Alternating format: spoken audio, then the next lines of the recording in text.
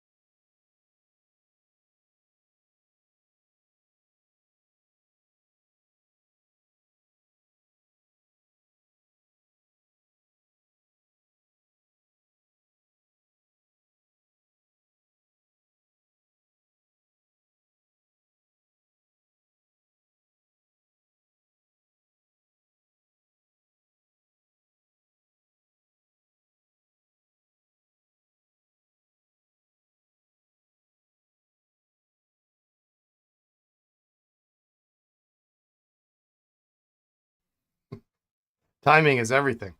Sorry about that. My car is not done. It's not done, nor will it be done likely this year. So they're very close, but obviously we've got Thursday off, so that really kind of messes with the time frame. And I'm sure they're sick and tired of myself and Lisa calling, but there it is. So happy Tuesday. A little bit late start there. Front me, hello. What do we got in YouTube? We got Juicy Russell as usual. We've got Gary in there. Gabriel, hello. A little bit later start today. Tuesday is my late day anyway, and we get in, and I wasn't here an hour, and the mail guy was here. It might have been less than that. He was super duper early. I'm like, I got nothing for you. So he, yeah, it was less than half an hour, and he was here. And so he says, well, I can come back about 3. I said, great. I'll have everything ready for you. I'll put it up by the door, thinking I'll be streaming. No big deal. And so I'm getting everything done. I got one more to do, and it's pushing 1:30, and the mail truck pulls up. So one order did not go out, but that's okay because it was a very, very, very late order. But 1:30 does not equal 3:30, so you know. And I had a couple of visits today at the shop, one after another. So that was fun. An old customer who used to stop by in a previous life. Who always jokes with me and maybe is watching. I can't promise I'm going to buy something every time I come in, and I can't promise I'm always going to bring beer. But every time he comes, he brings beer, and he always buys something. So, thank you, Mark. I look forward to trying those out tonight, or at least one of them, if not more. So that was kind of fun. We had a good conversation about Parkers, 51s, dual folds, and the like. So that was kind of fun. Let's see. What else? I don't think I got much else. We got pens we got to restore. Oh, I just got a text. Everybody's texting me. I don't know if there's a picture with that note or not. Oh yeah. I'm missing home renovations apparently. I'm not missing that. Anyway, I thought I would bring in one of my Christmas presents that I alluded to. I talked to you about the other day, and I mentioned in the podcast. It's really a fantastic book. It's the new Parker Pens, Parker Early Icons book. And it's by Dan Zazoff and Ramon Campos. And it's really a fantastic book. I started digging into it last night. And I was shocked. Like on page 2, I was learning stuff already.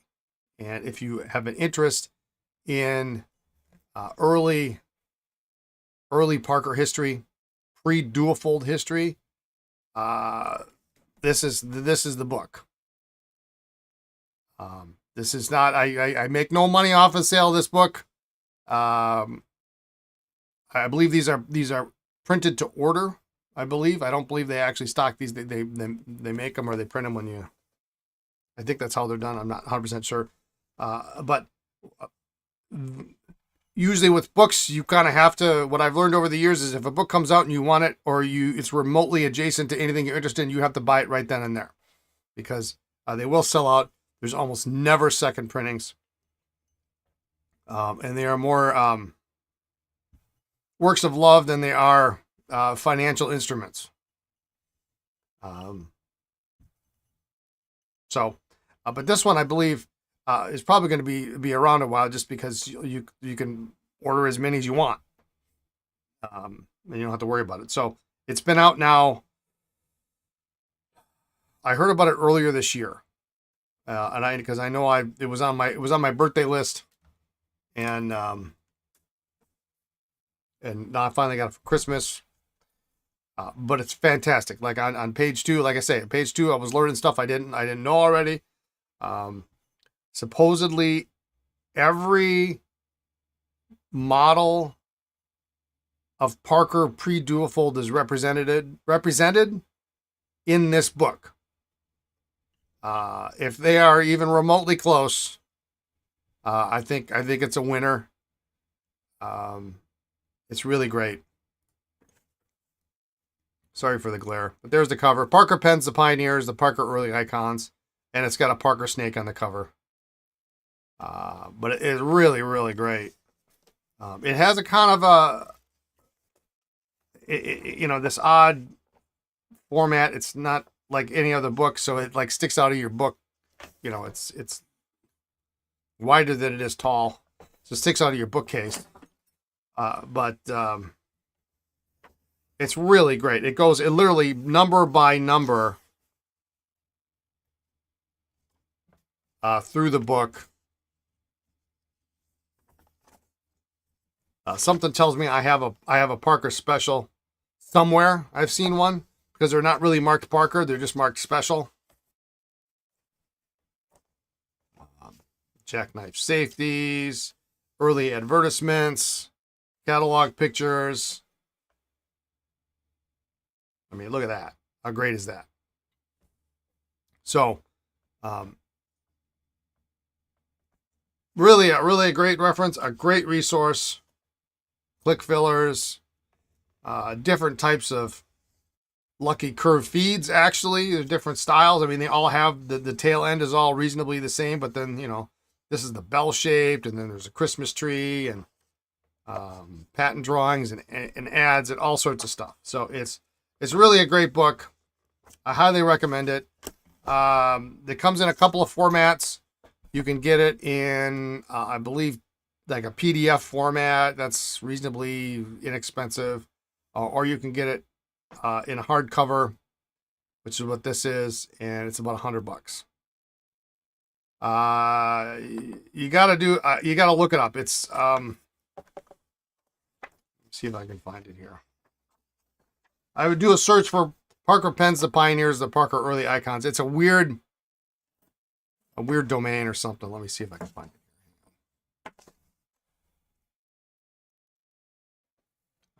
If I get it, I will put it in the Parker.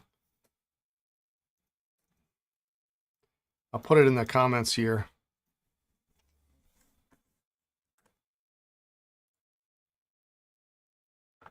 Nope, that's not it.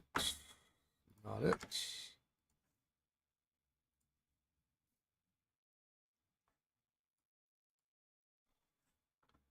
ParkerPenBooks.com. Yeah, $33 in PDF.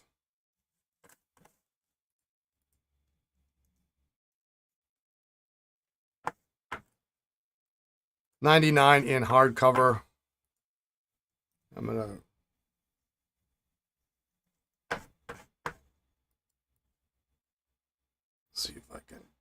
put that in there. ParkerPenBooks.com.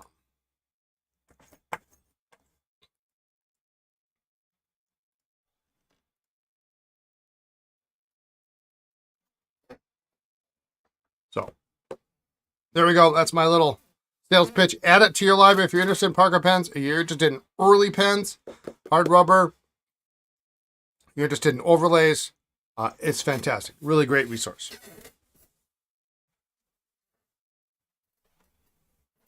All right. I hope they give me a couple dollars for bragging on about the book. All right, what do we got today? We got 4 pens. I think we're gonna fix. This piston here needs some work. I don't know what we're gonna do with it. And then this one, this piston seems to be in reasonably working order, so we'll it moves smoothly. We'll see if we can ink that up and write with it. This guy, I think, is just I haven't had a chance to look for the. We need an aerometric style filler. It now caps much nicer without that nib getting jammed up. But the nib needs to be fixed, and as that's more work than I'm willing to invest in at this point in time. And then I've got the Incograph. I got a couple other things. A couple things I want to start, but let's start by getting something done today. Before we start tearing anything else apart, I think maybe we might work on some snorkels. I got some nice snorkels I really would like to finish up. And then I have one Pelican I need to look at, and we'll go from there. So.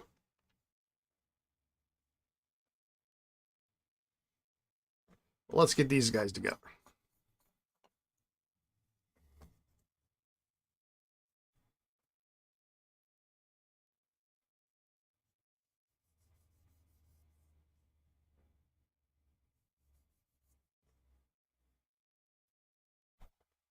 But it has been nonstop here all day. And I might have to cut out 20 minutes early today because I have another client coming in at the end of the day, maybe, provided the snow that is expected to come doesn't get too bad.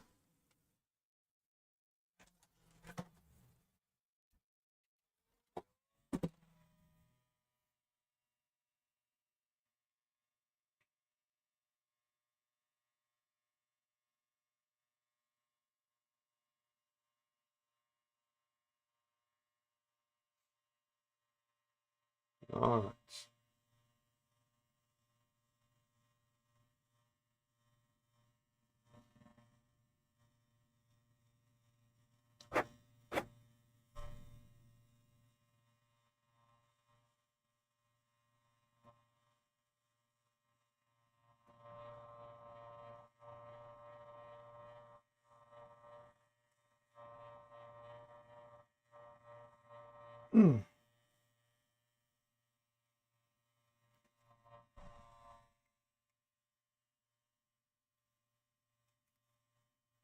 Boy, that's a pretty pen.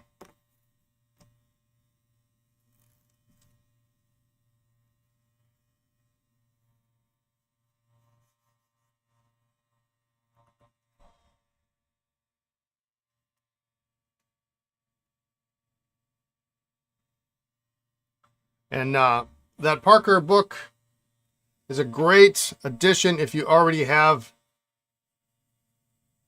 the other Zazov and Shepherd books, dual fold Vacuumatic in 51. And then you've got everything,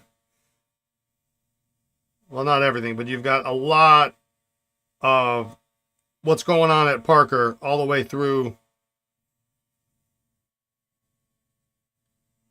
the end of the 51 era.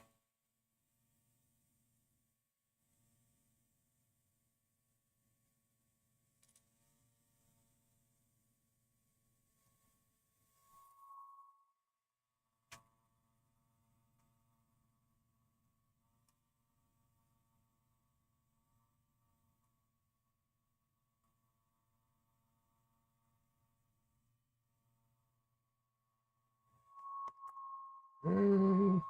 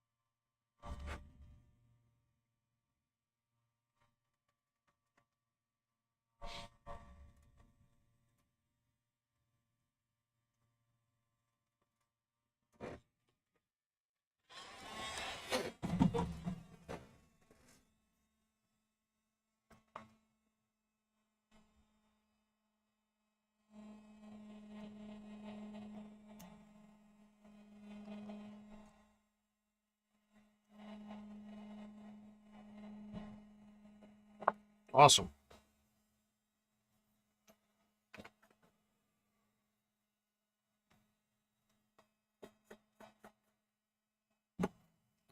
Let's see. I'm gonna.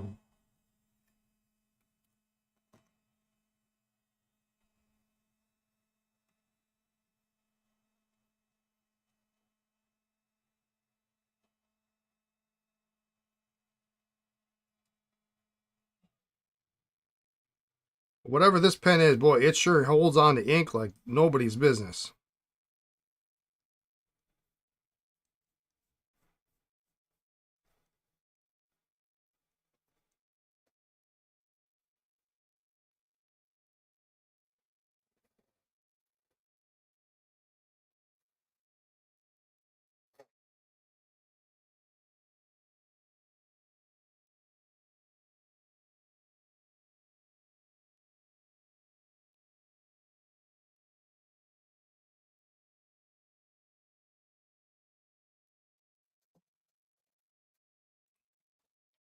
Came out pretty black when I let it sit overnight. Let's see if we can spin some more.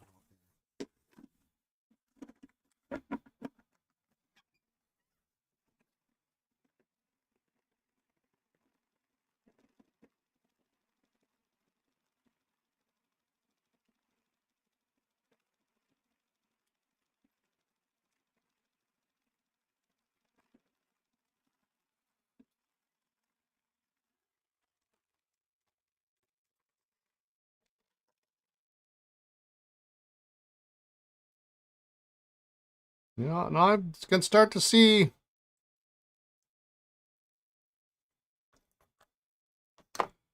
what's going on there.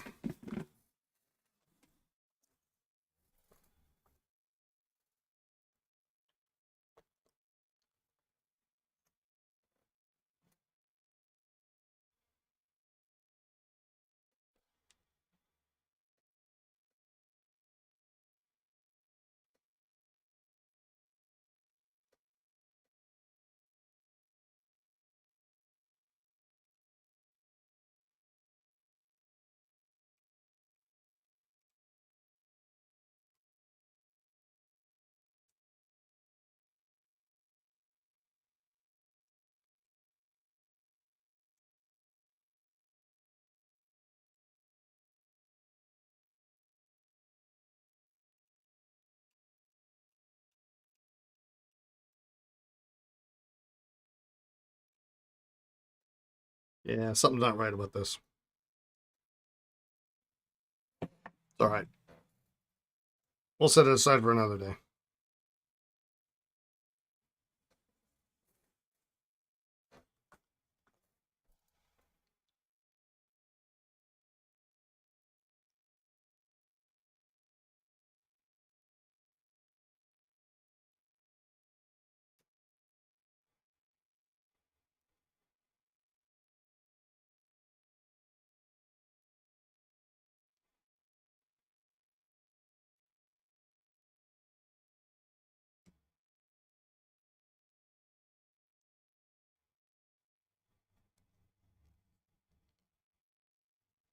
Threads are a little stripped there too.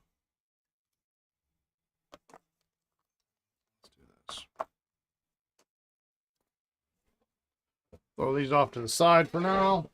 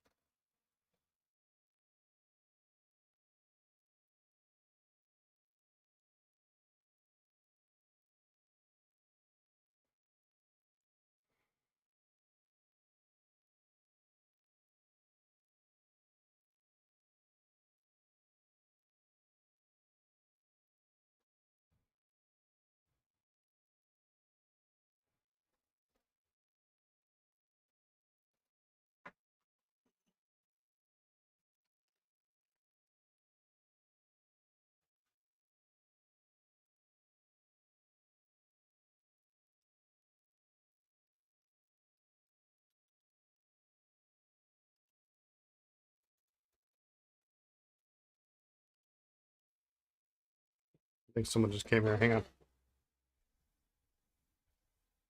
Hi. Hey. How are you? Good. I assume nothing's for sale yet? Everything's for sale. You caught me right in the middle of the stream. Yeah. I looked at your email and I saw an address. And we're going to check it out. Yeah. Hang on.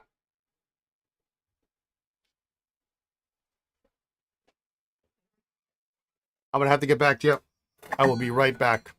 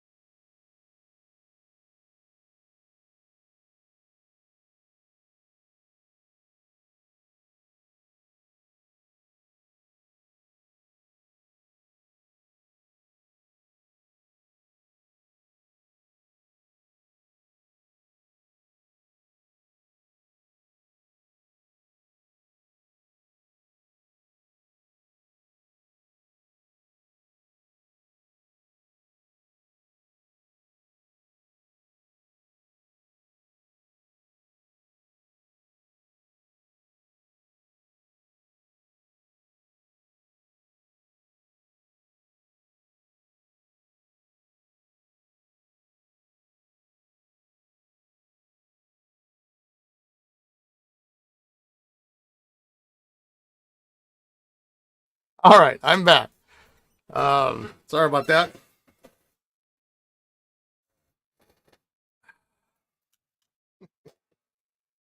It was an unexpected visitor, an unexpected old customer who stopped by to say hi. So I don't know. Maybe there. Hopefully, we won't have any more interruptions, but that's all right. Um, where were we? I don't know what pen this is. I still don't know. What pen brands begin with the B? Go. You held a blowout sale for me while you were busy? Yeah, I mean, the till's been ringing today, so that's good, but uh, I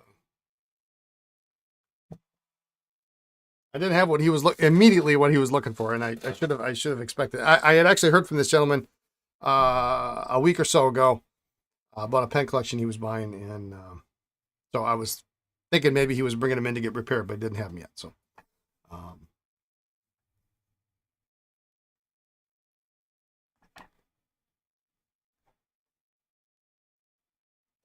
pens again with a B. It's not a Bexley. Um, Bentley? Nope, not a Bentley. It's really an unusual pen. It has a quite a stunning.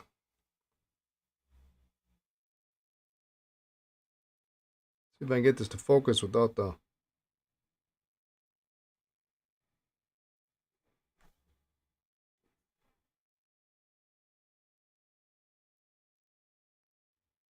Sorry, I'm terrible with this light. There we go. It's a great looking nib. It's I don't know what this is. It looks.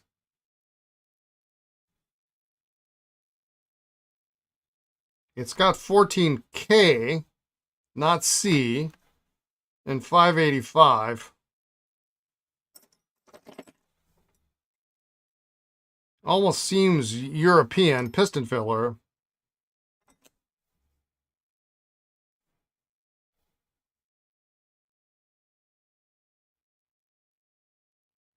It's a nice nib, which I would expect. Um, the B is too stylized for it to be broad because it's not really broad, more of a medium.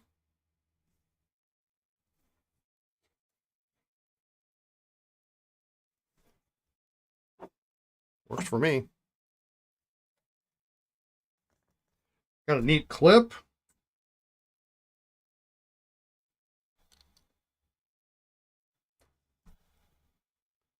Post kind of long, but it rests in that web space there.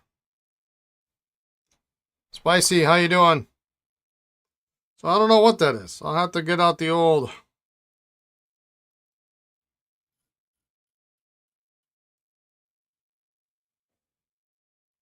Look up the old list of manufacturers and see which ones begin with B. That might be German, maybe? Bowler? No, it's too new for that.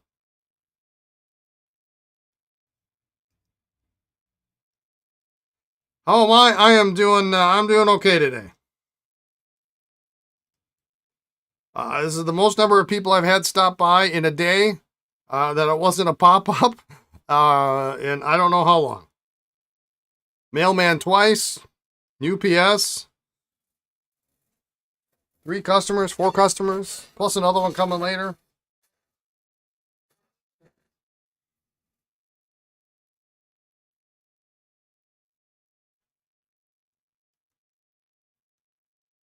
Phone's ringing off the hook.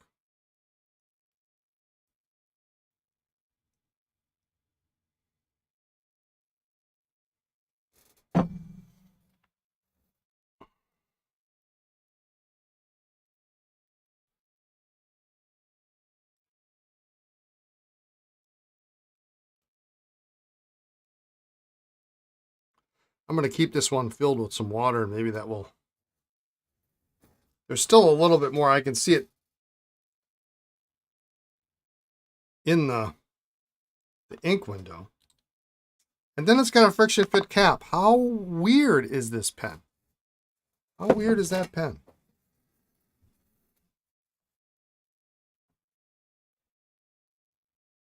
All right, let's see what this one is. This is an Asturia Nova button filler. Great material.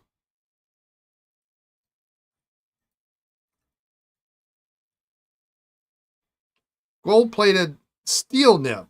So you see this every once in a while. You see beautiful materials on Italian pens, and then they put a steel nib on it. I don't get it, but it's a little short for me. It's kind of small, so I'm going to post it.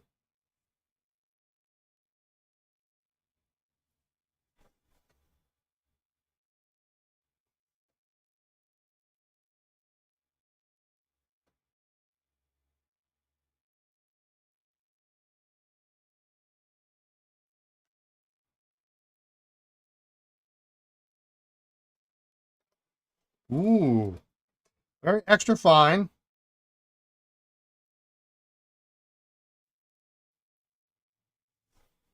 But flex.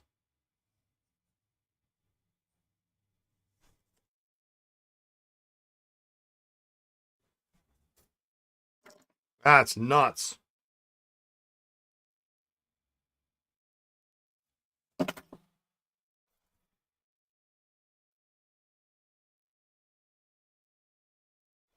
And the variance here is really great.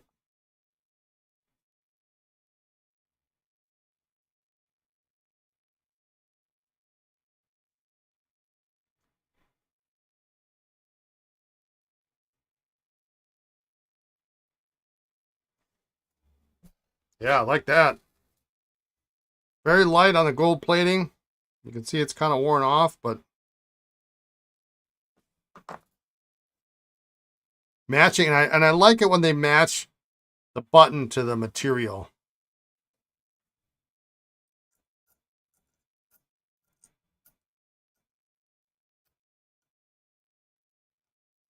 It's just a nice little extra added.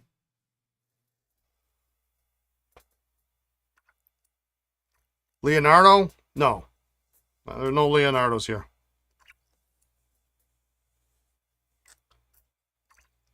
This is a vintage piece.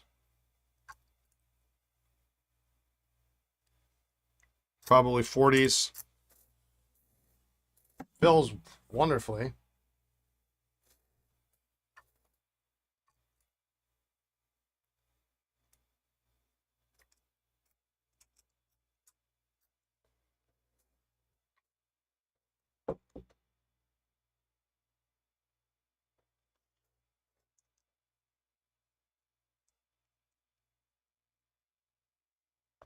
Hmm.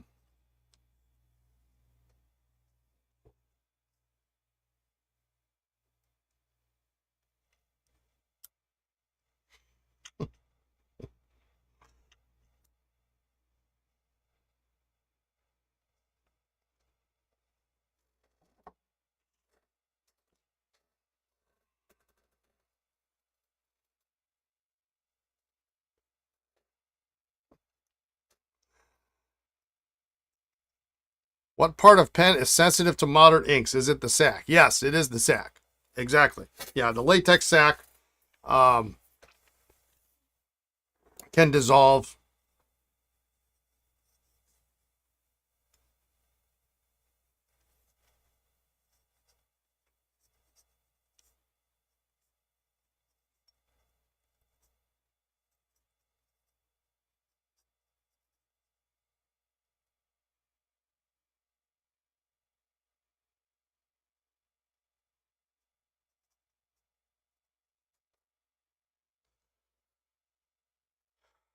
Any vintage pen that takes cartridge or converter, okay. Yeah, so, I mean, if you get like a Parker 45, that's fine. Yeah, cartridge converters are fine. If a pen is being stored, will they use a sac that's more resilient? No. 95% of all the restorations still use a latex sac. It's most cost effective. You have there are alternative. There are other options. There are silicone, as well as PVC sacks for certain applications, but they all have their downsides. Silicone is gas permeable, so it evaporates and can cause your pen to flood and leak into the cap. So that's not good. And PVC is bad for color on celluloids. I think it's PVC that does that. So there's not one end all be all. Some people like to use PVC on Schaefer snorkels, but they're also significantly more expensive.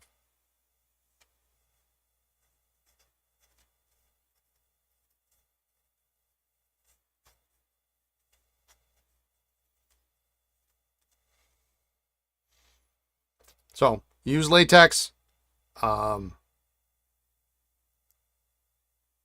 Your shimmers and your Japanese inks, put them in your modern pens.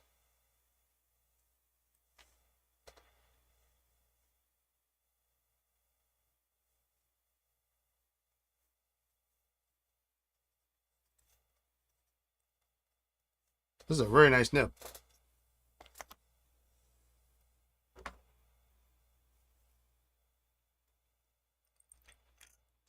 If anything, sacks that are made right now are maybe the case could be made that they're potentially even less resilient because some of the materials used in sack production can't be used anymore. So they don't, as the saying goes, they don't make them like they used to.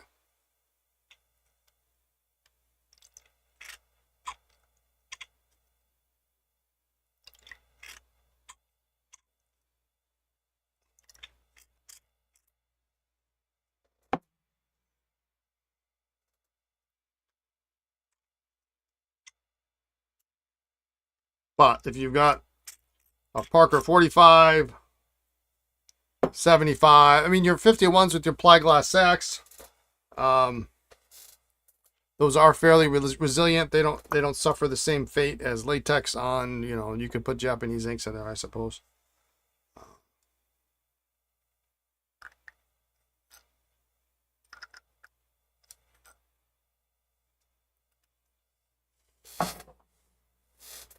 I can already feel how this Conway is going to write.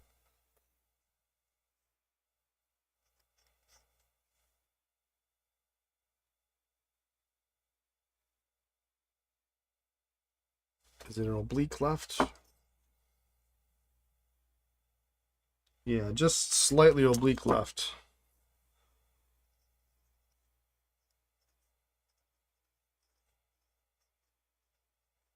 So rotate it and it's okay. 388, I think this was.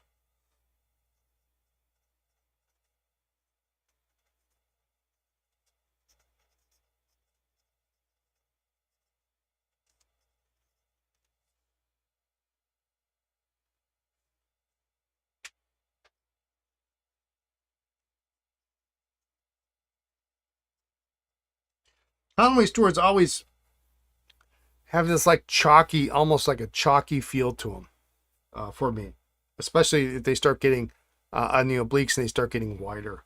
It's just a feeling on the page that they have. This is nice.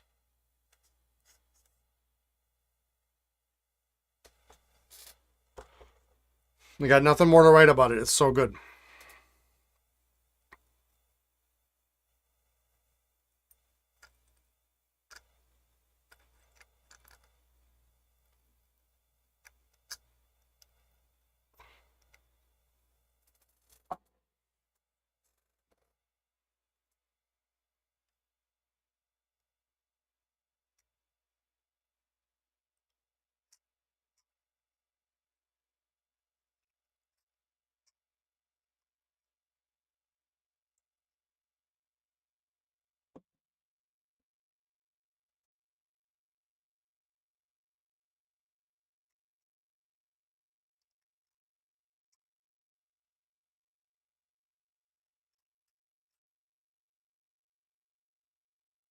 They have that nice little locking feature on the lever.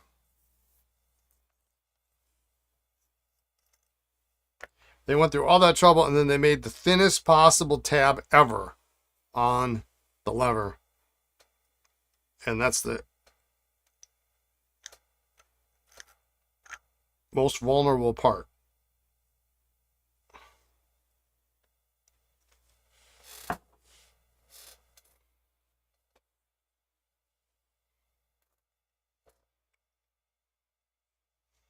All right, we'll get this one on the same page here.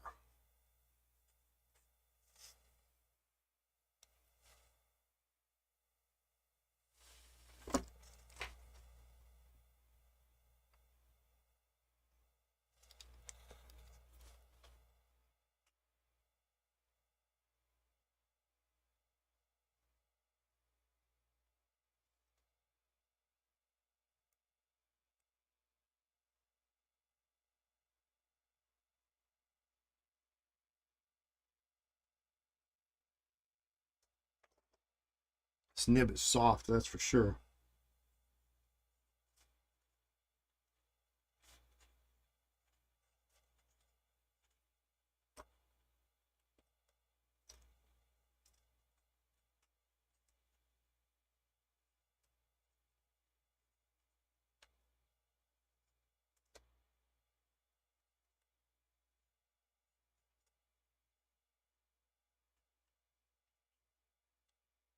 Not really super flex, it's just a little bit soft.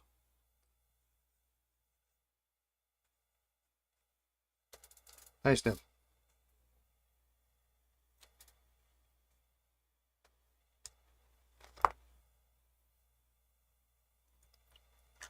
Now keep in mind when we talk about cartridge converter pen with modern inks,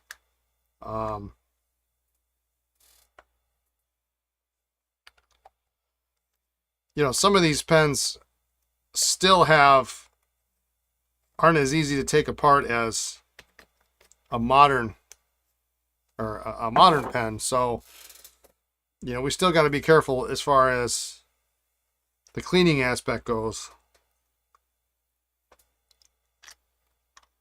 You know, you can't just pull the nib out. It doesn't usually work that way.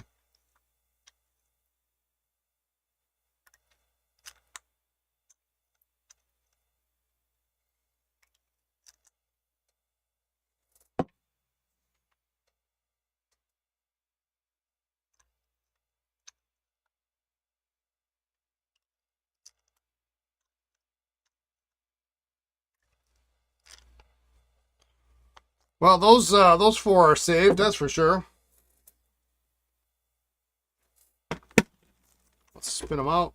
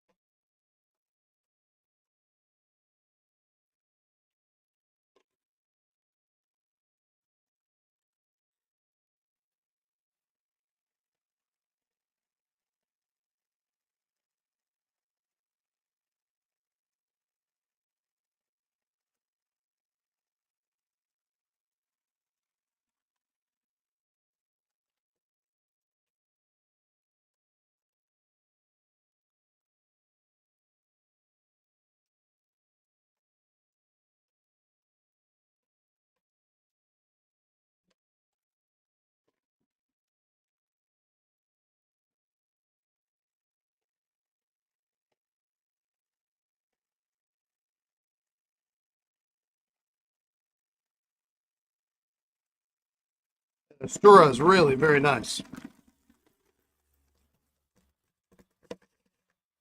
It may show up on a podcast near you pretty soon. Okay. Let me get a different tray. I want to wipe this tray out.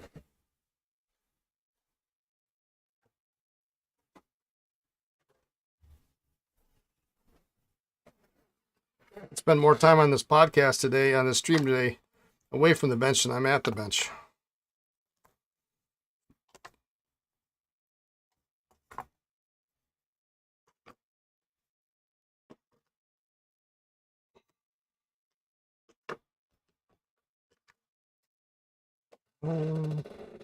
I got like all this stuff in here.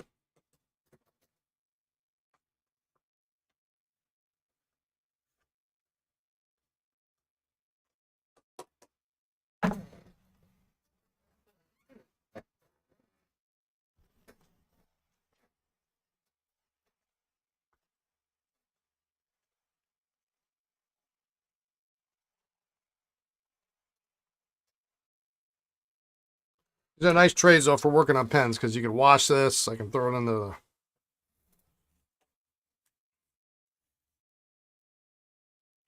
the. All right, I got a Pelican here.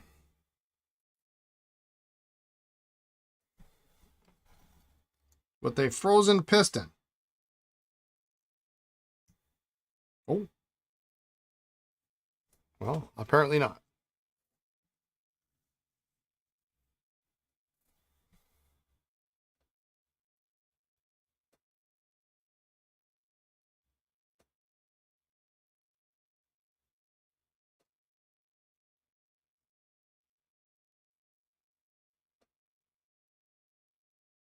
This is the world's fastest repair.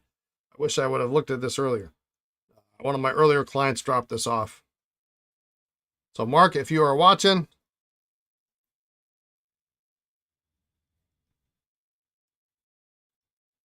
I think we're good. But I think what I'm going to do,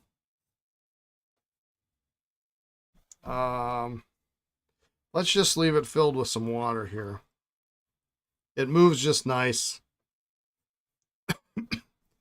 Let's leave it filled with water for a little bit. If there's anything else that's stuck in the way, then we'll get it out. So, all right, that's done.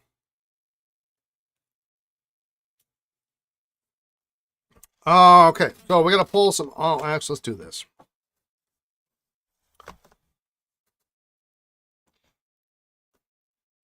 Uh, 1980. No, this is a modern pen. I think he bought it from me. All right, so we're gonna make an attempt to fix this.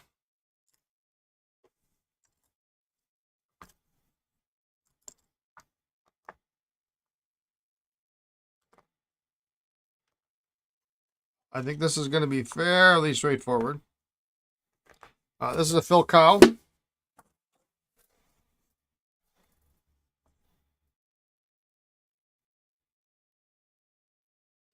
And let's see.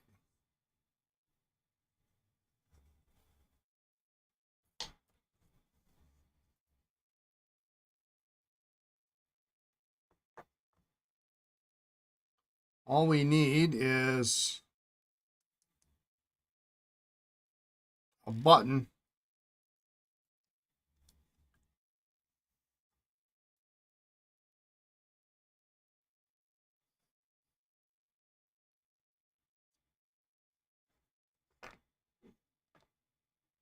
To make this work.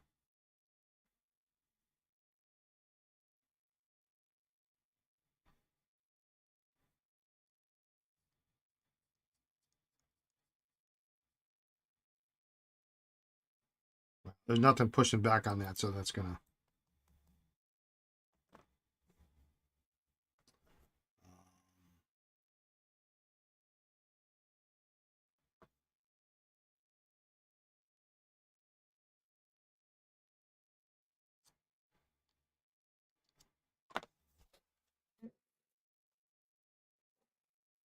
This came to me in pieces, so.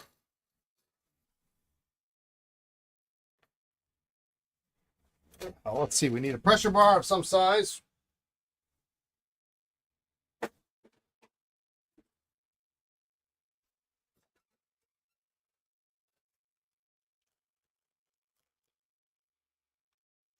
I'll start with the 66 because that seems to be the most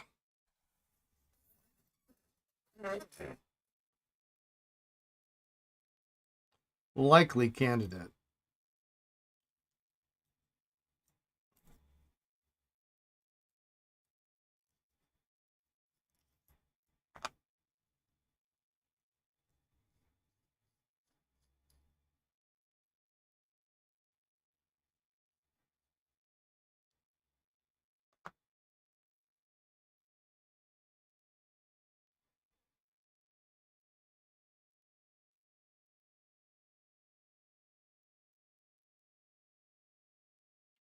Don't want to get hung up.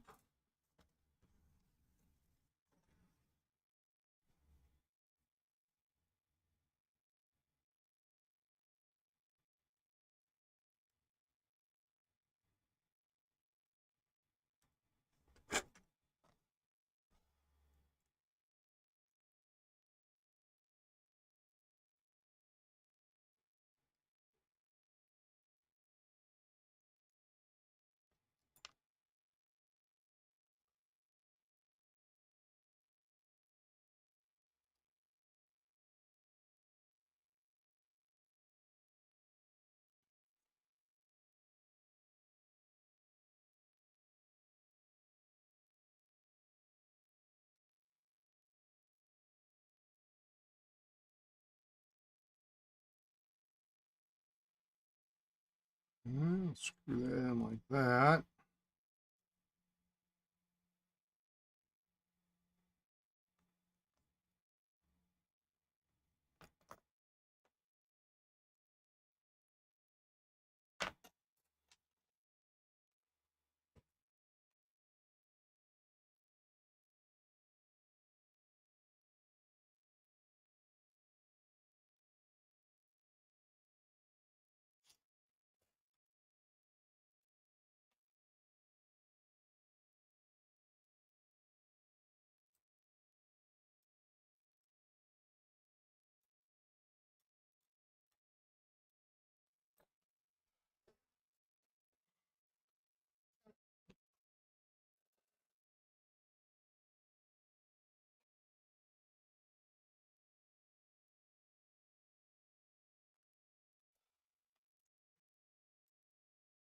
All right, so this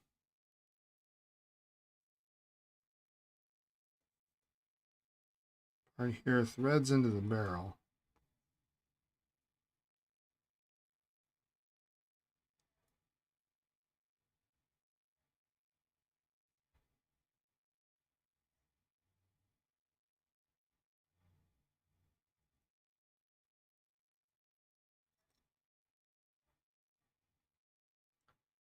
Tighten that up first.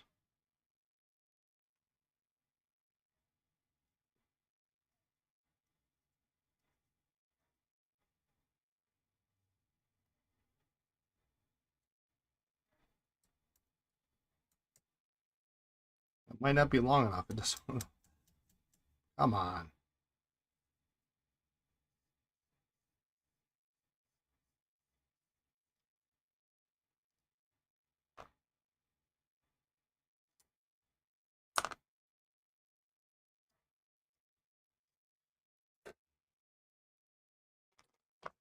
Well, let's try 84.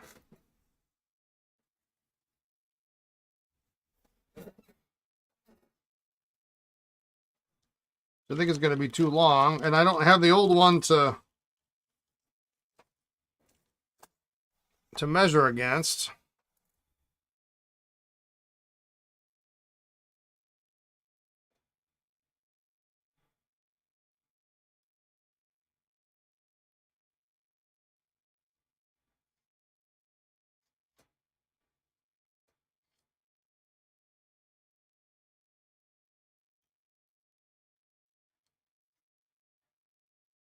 So it's too long.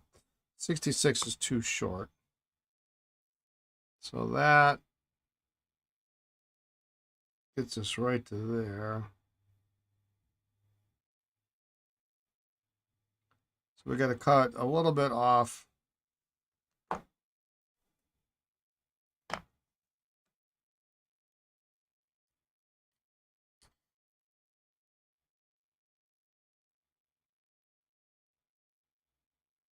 Probably a good half an inch, I would say.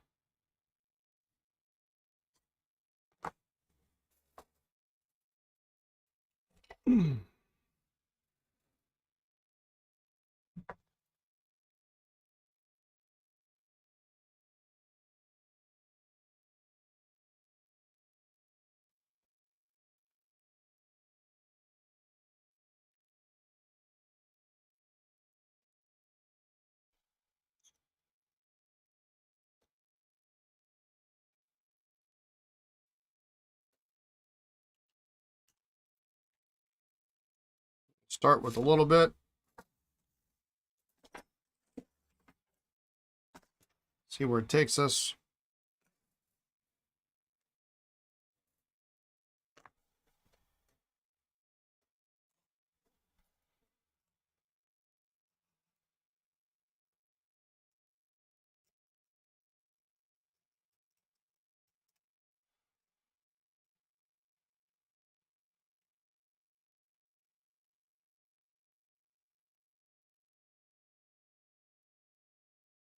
File this down so it doesn't catch the sack. And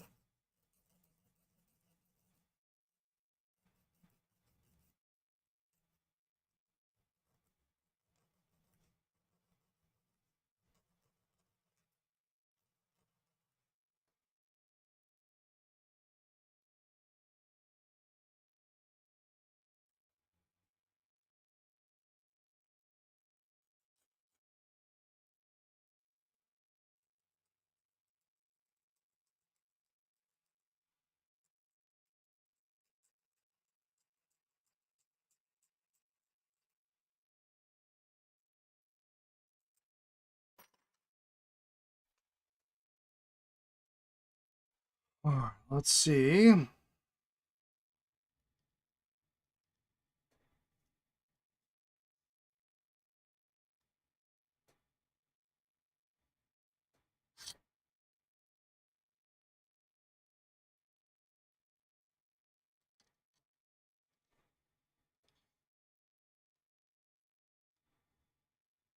That's probably still too long because this is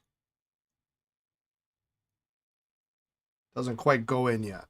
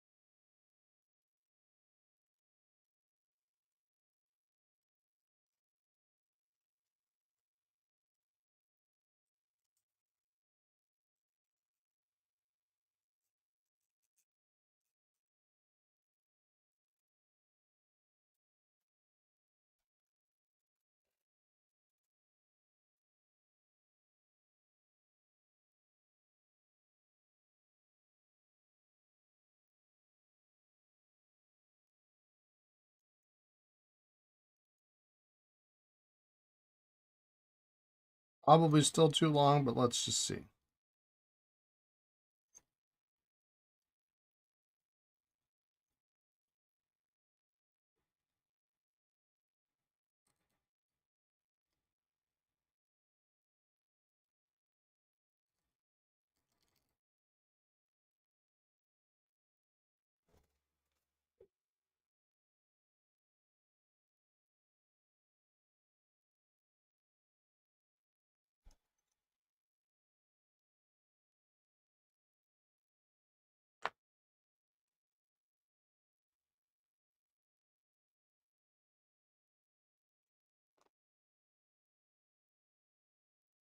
This piece that threads into the barrel here is really...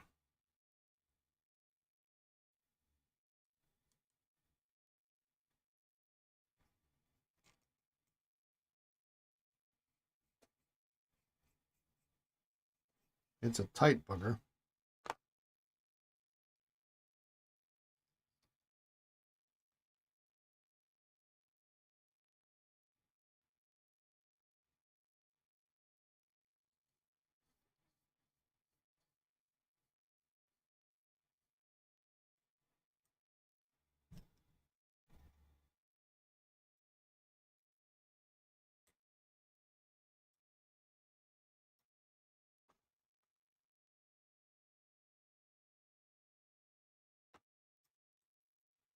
I can see it's just a little bit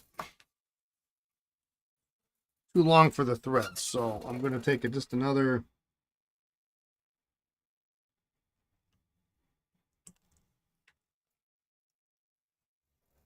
little bit off. The nib is a little scratched. Schaefer polished up real nice.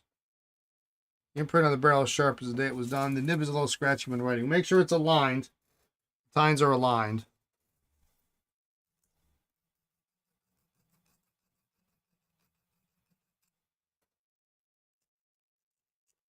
Before you start going at it with a buff stick or anything like that.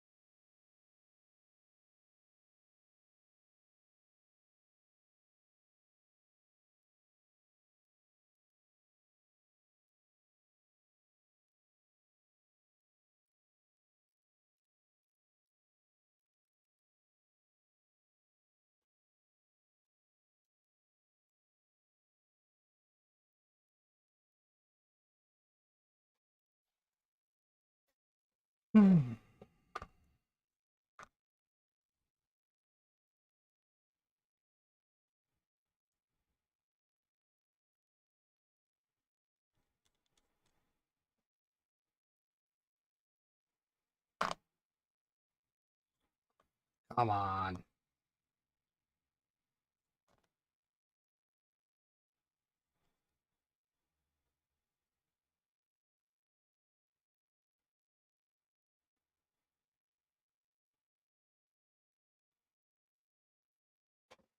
Well, this is the most fiddly pen I've worked on in a modern pen I've worked on in a long time.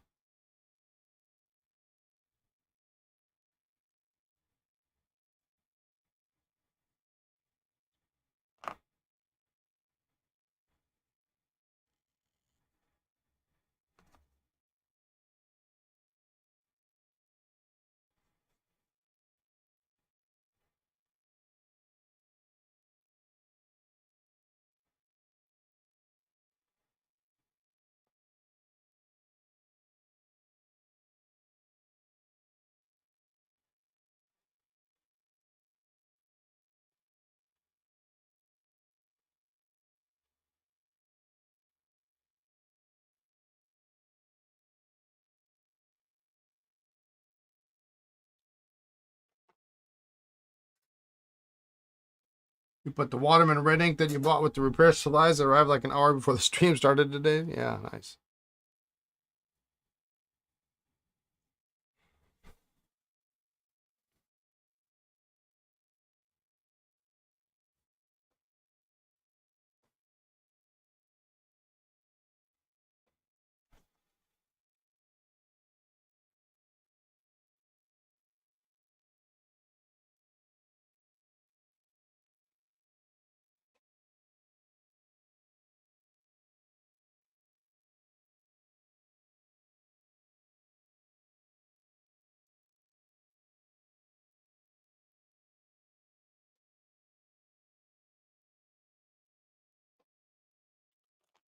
What's going on here? Why this won't? What a Mickey Mouse system here.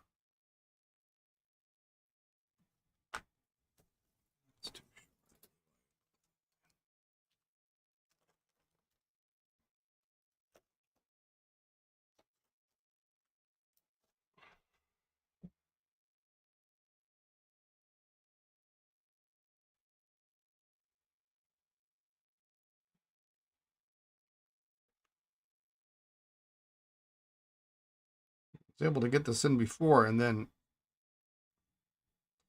problem is that it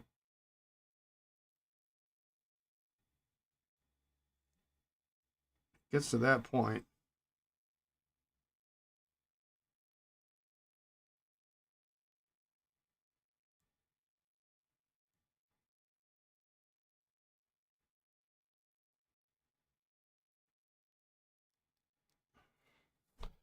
I need a piece of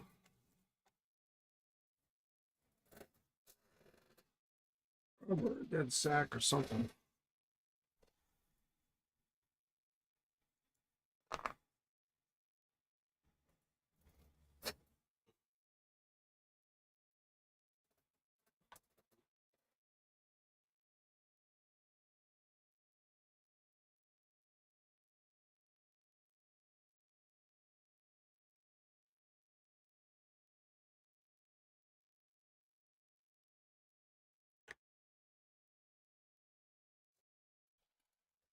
It almost needs a slot or something so you can put a screwdriver in there.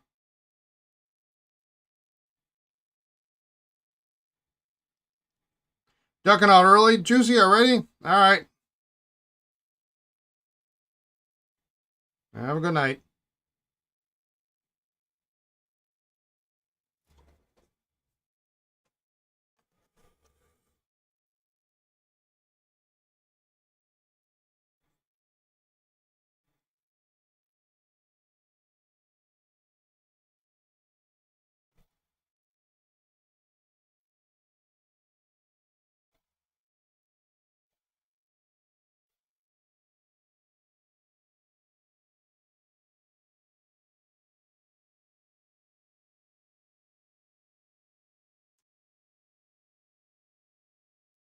Of course, it would have to happen on the last try here. It must be bunched up in the inside.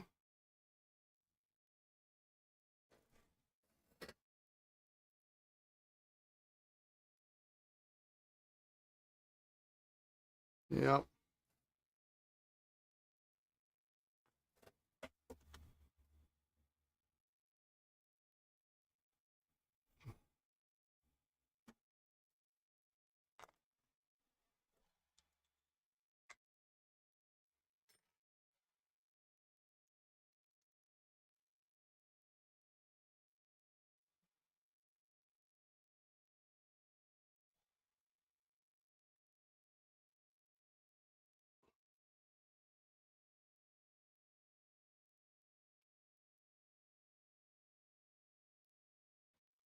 Oh, I hate this pen.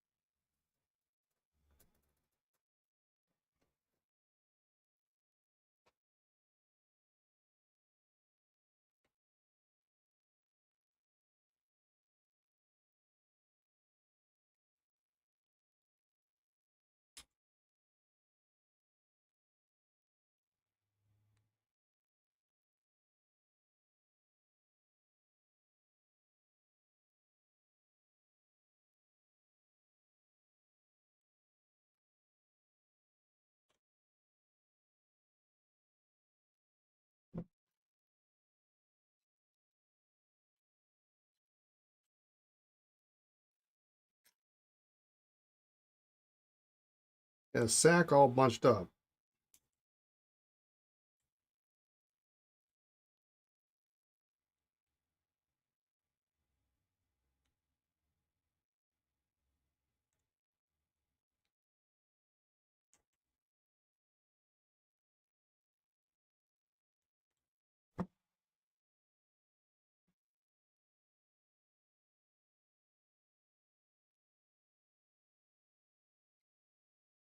Oh, came off completely.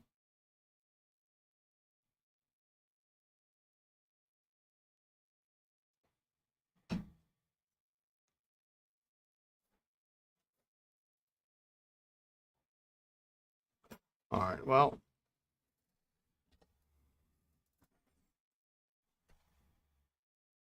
first thing I'm going to do is I'm going to chase these threads.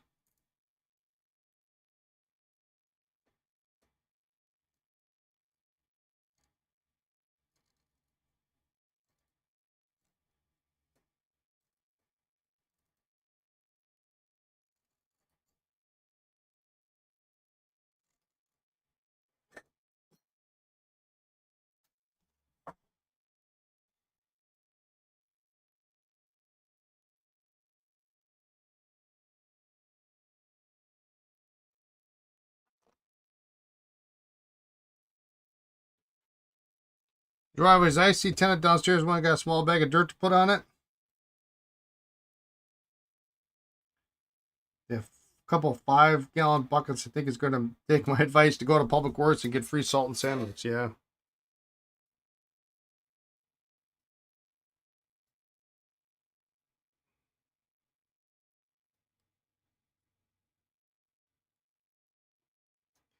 It's supposed to start snowing here pretty soon.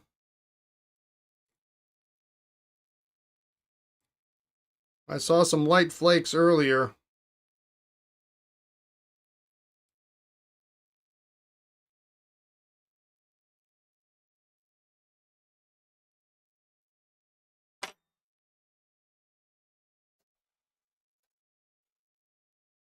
All right, well, what size sack is this? Let's try a new sack, I guess.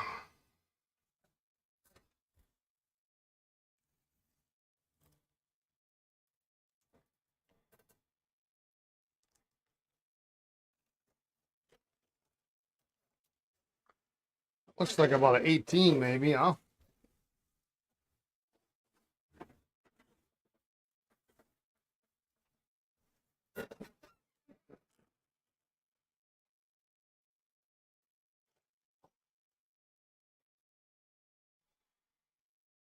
Yeah, probably.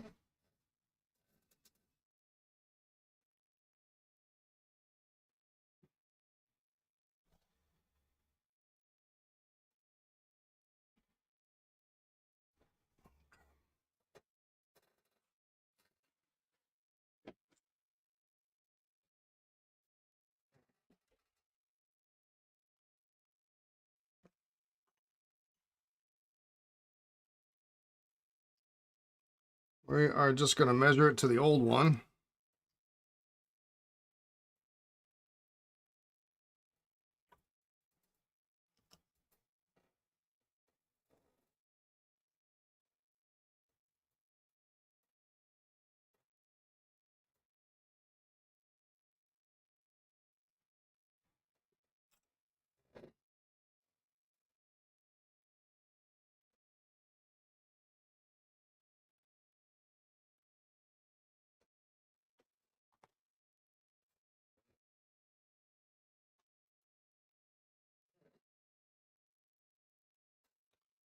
So I guess we're just gonna not get this together today.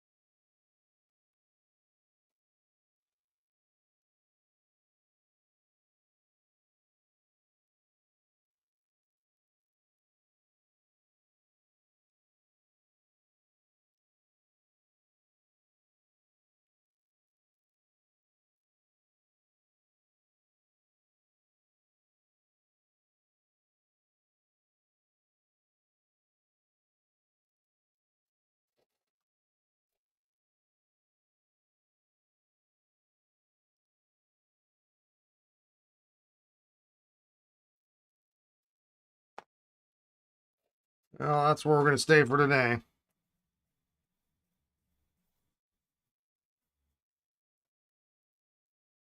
I worry that this is a little bit, this bar is maybe a little bit too long, but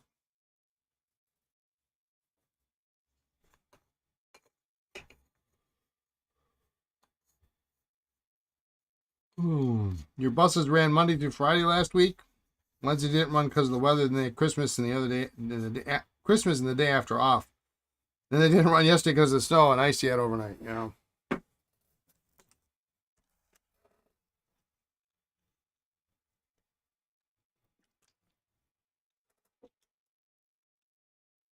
only trying to rain out there.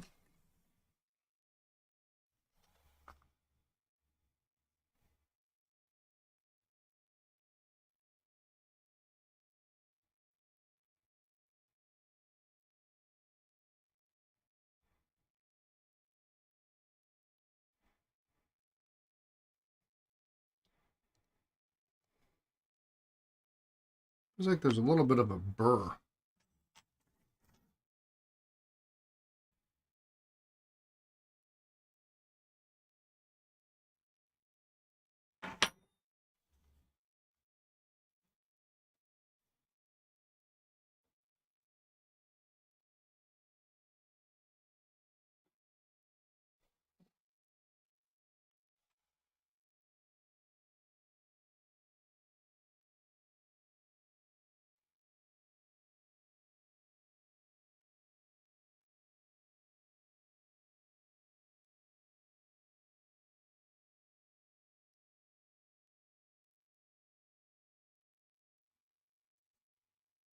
A little grease on there.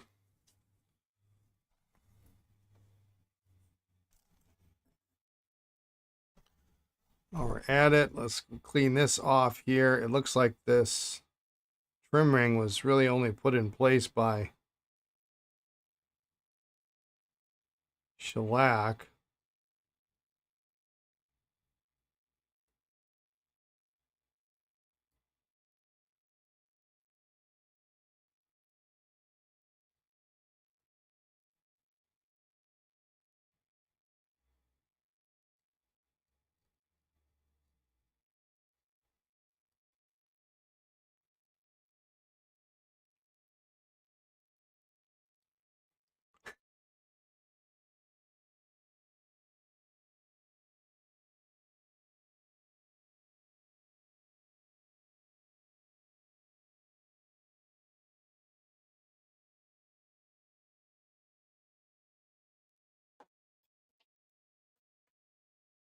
We're gonna need a toothpick to put that on. Holy cow, is that such a, there's not even a,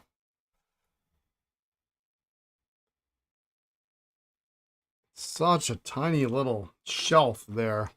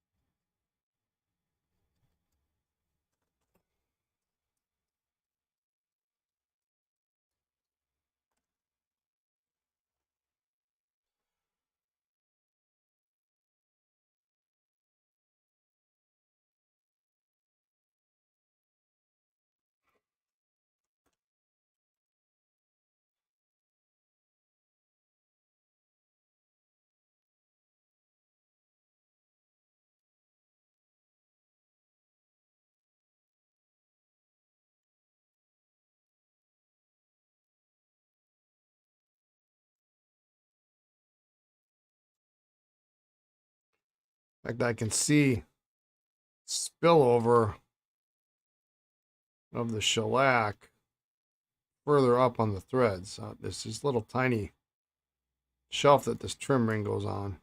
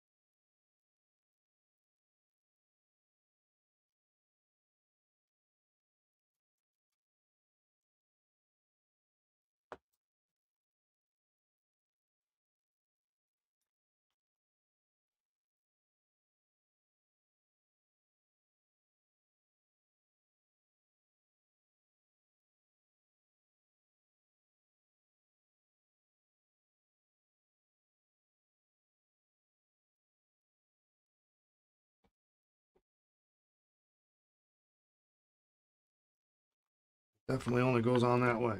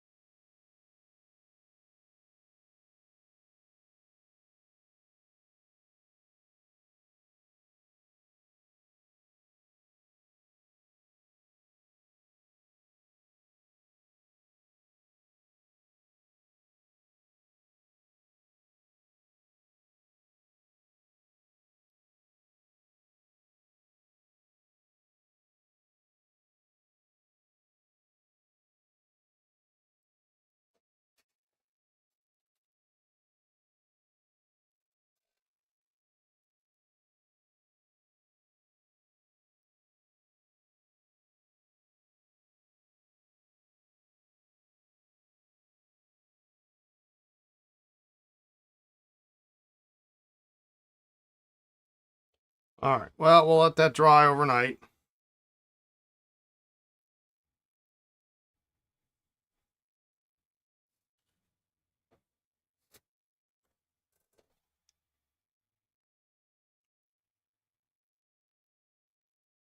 And we'll tighten it in place.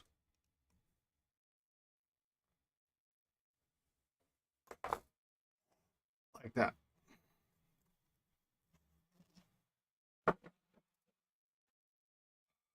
Okay.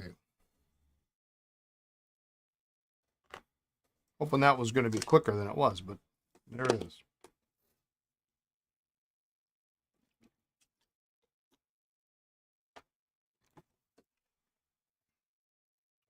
All right. I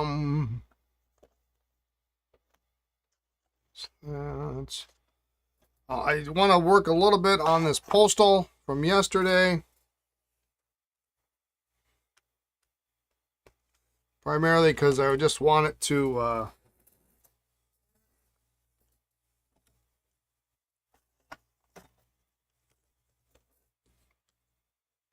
look decent, and then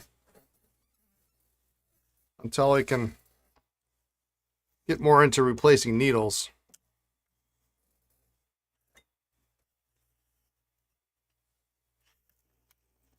And you're probably wondering why there's some Esterbrookes in there. Those are actually Canadian Esterbrookes.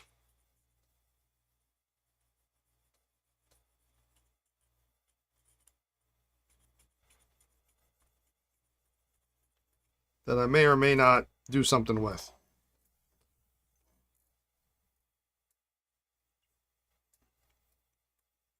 I'm just going to polish this a little bit with some microgloss.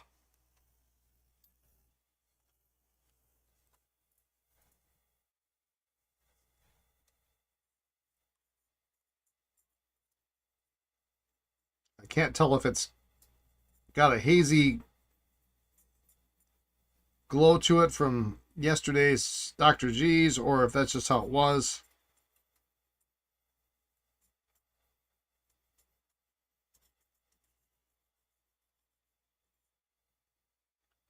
Getting a little bit of, it's hard to see, hard to tell. I'm getting a little bit of brown in there.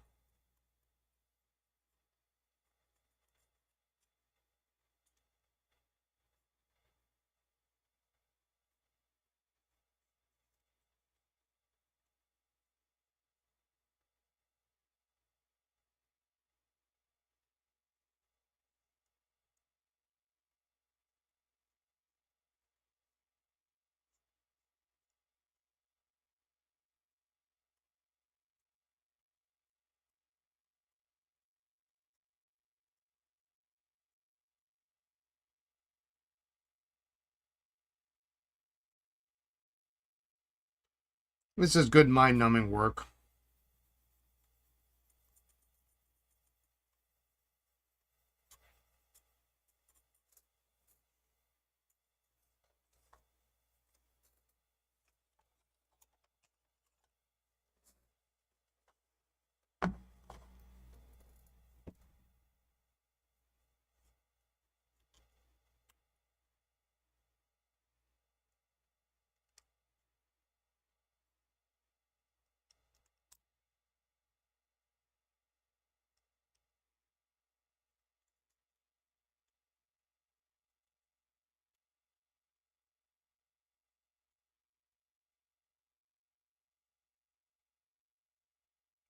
Still a little bit of ink at the bottom, so maybe this will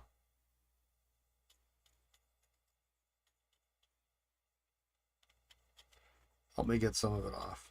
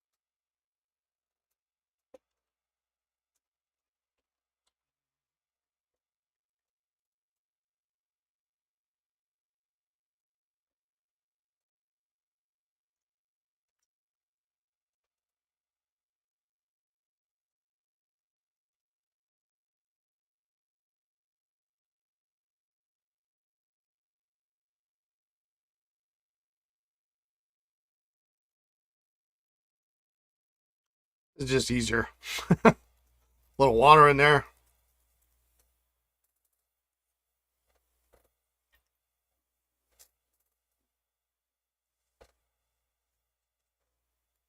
Yeah, that's not bad.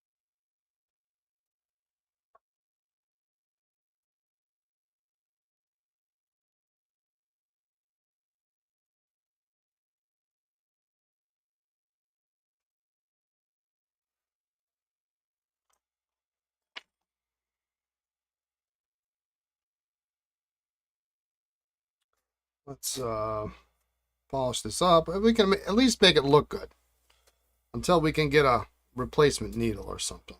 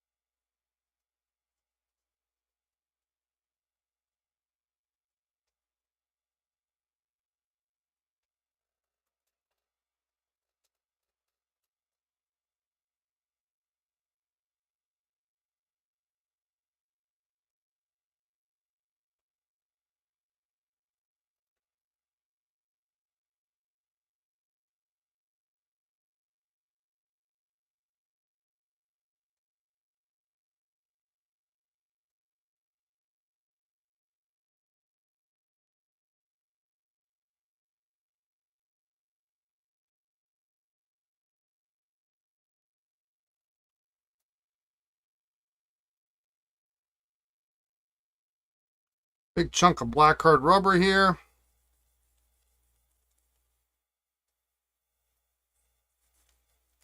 We had it in the deox for a little bit. That took away most of it.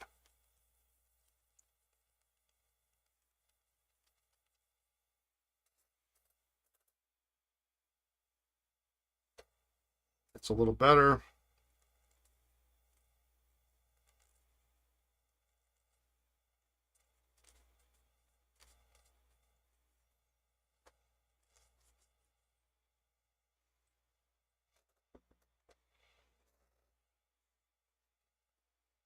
I don't want it perfect. I just want it better.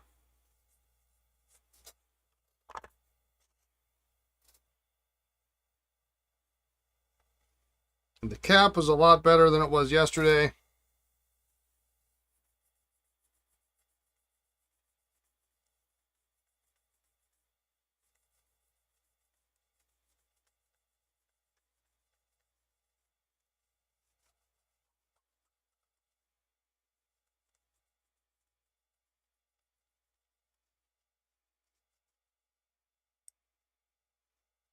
Even is what I'm looking for.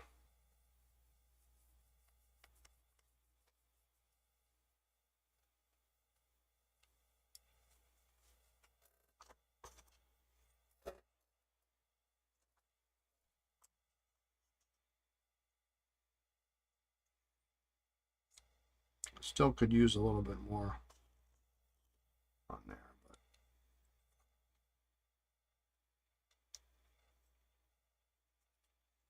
for now, we're just going to screw it back together.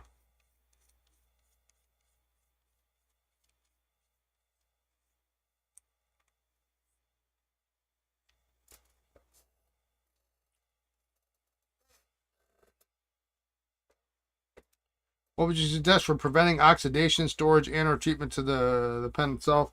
Well, in this case, it's hard rubber, and it's exposed to. Yeah, I know what you meant. It's exposed to UV rays for an extended period of time, and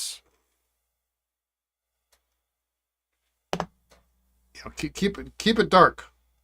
Treat it like a mushroom. Keep it out of sunlight.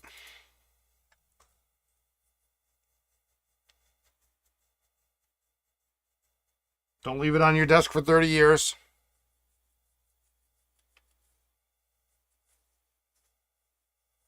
If it's hard rubber, don't get it wet.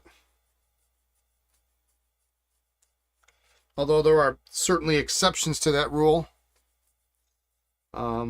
Typically, now this is unusual because this pen has bad oxidation on the section, which is usually covered by the cap, which is usually not a problem. But in this particular case, for whatever reason, I can only imagine that this pen maybe had its cap off for an extended period of time, exposed to the light, and even something as simple as this might need a little bit more deox time, but something as simple as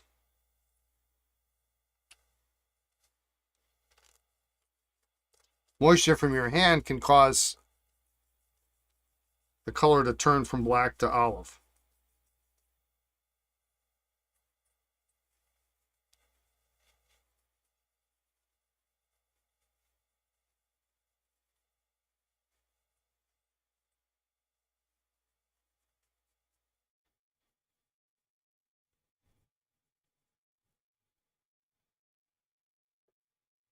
You know, and there are modern, you know, Ebonite King of Pens, for example, and we would have them in the case, and then we would look at them in 3 months, and the side that was against the bottom of the box was nice and black, and we noticed that they started to oxidize just having been in the case,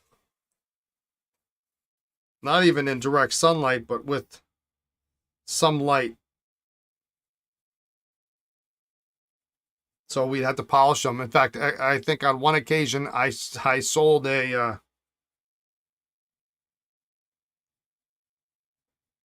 Ebonite King of Pen to a customer, and I gave him a bottle of microgloss and said, "Here, just polish it."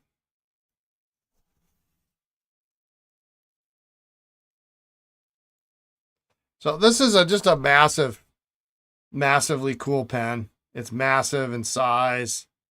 It's got this, I don't know if this is a Bakelite barrel. It could be, very well could be. I don't know how to tell the difference. But big Incograph.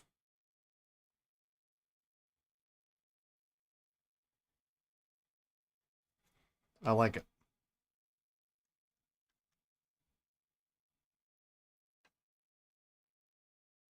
It's really kind of a cool pen. Oops.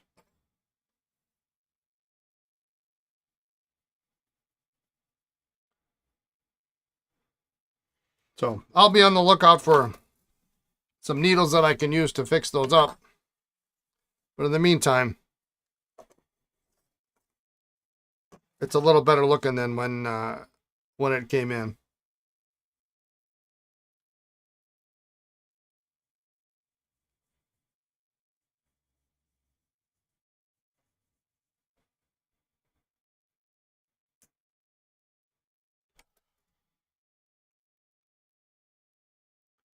And that's the goal. That's the goal sometimes. If you can't get it working, at least make it better.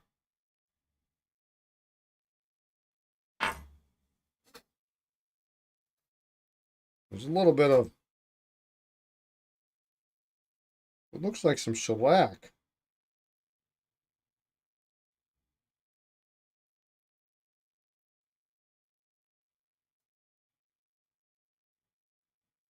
On the cap band. All right. Let's what time? 4 o'clock. We got a little bit of time. Let's at least pull the next batch of stuff out. I got kind of an idea what I want to do. Organize this a little bit.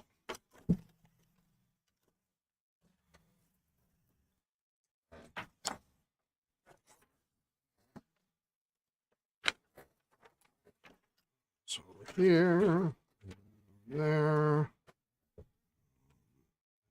I'm looking at a couple of snorkels.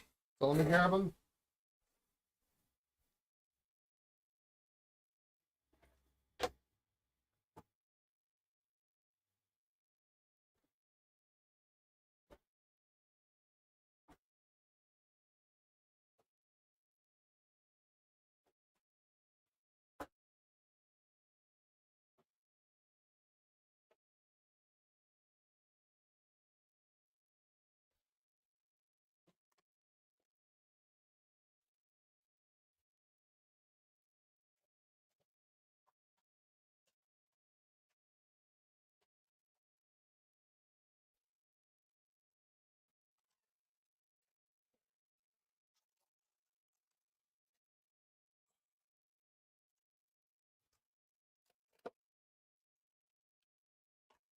couple of these have been sitting around here for a while. We got a mandarin.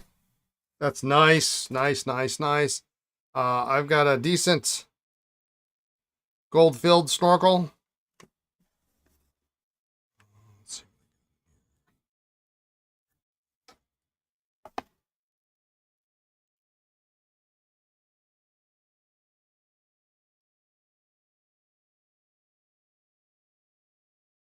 Oh no, this is fun. I don't know if you can see this all, but this is really super cool. I don't know where this came from.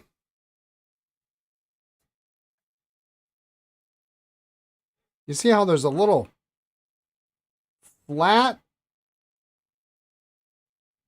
section on the nib there? And then I've got the instructions here. Immerse entire point in script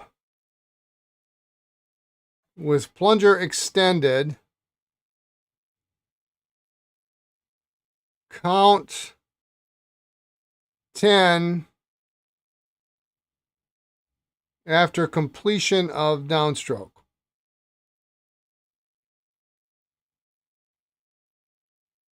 Neat. Yeah, let's do this one. Now, this is a touchdown, so that's a little bit different, but let's do that. And that's actually got a matching pencil. Let's just make sure that works. Very nice. Little corrosion we can polish up. I don't know that I've ever seen that grind like that before.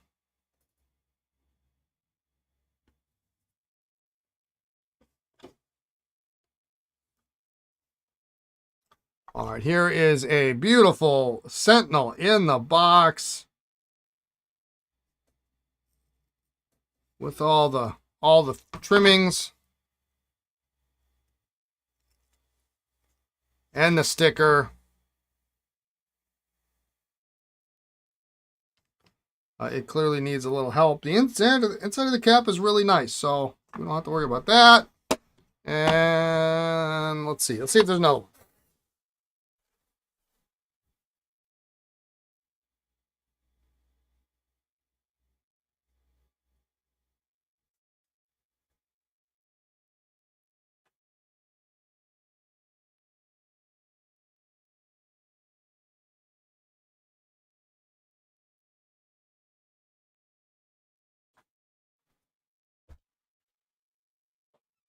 How about a pastel green just for fun?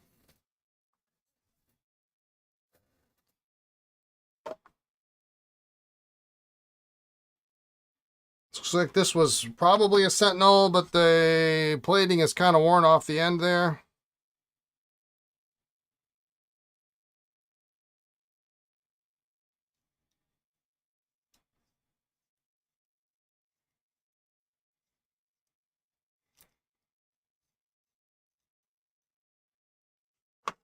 You know what I'm going to do?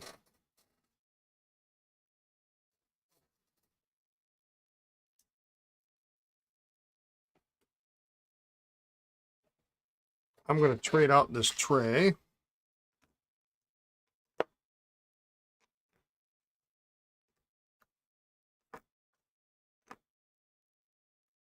Put this fill cow in here.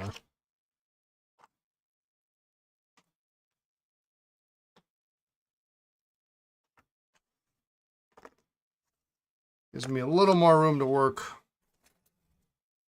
these guys.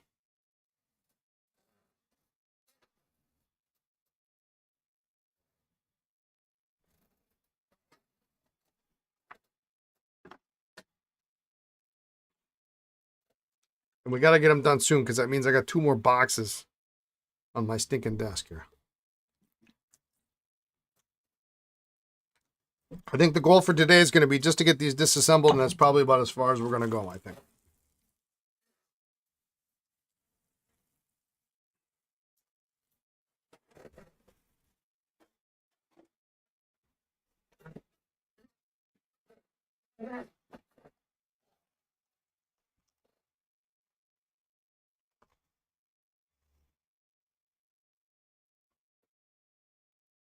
Mandarin's such a nice color.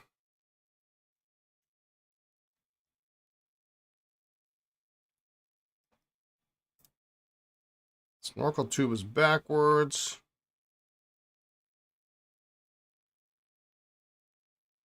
There's some posting marks on the barrel.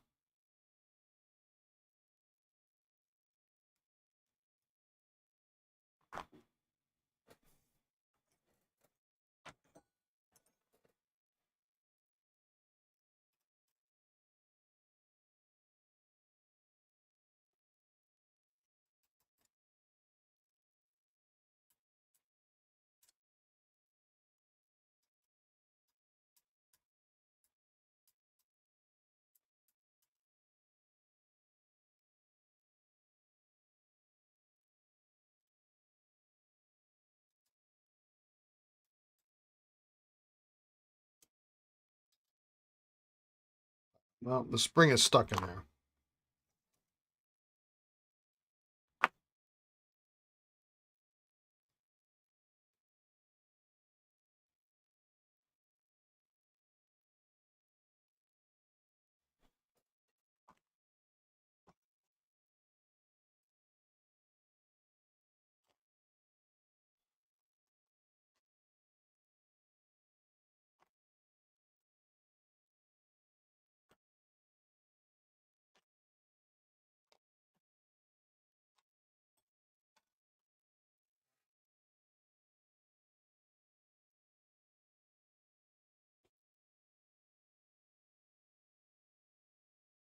The trick on these with the stickers is to not get them dirty.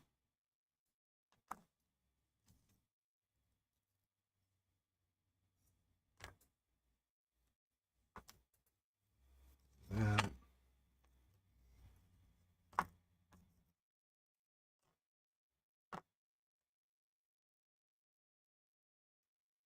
nice clear ink window on this touchdown.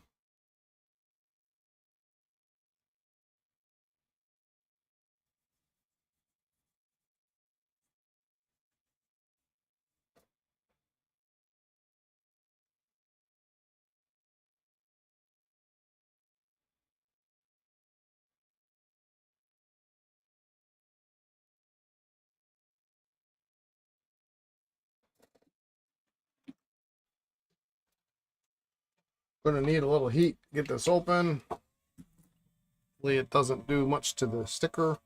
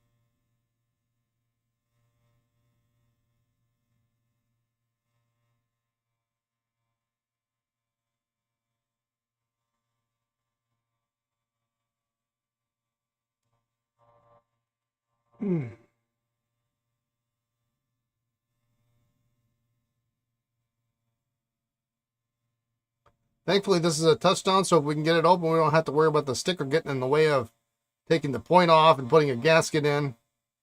But I still have to grab that section to get the barrel open, which is causing the adhesive underneath the sticker to want to shift.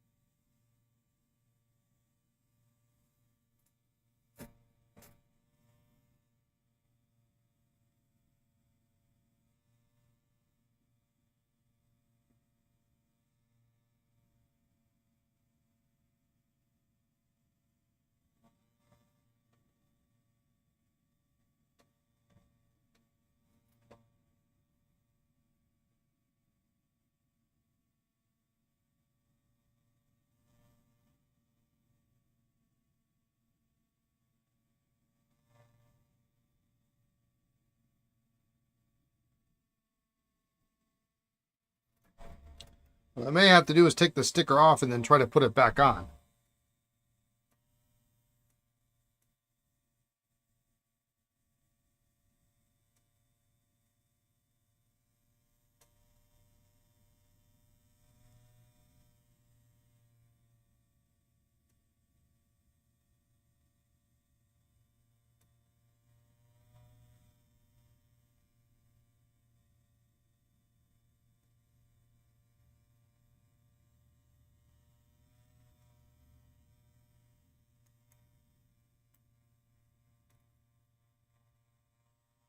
Which I think is probably the safest option.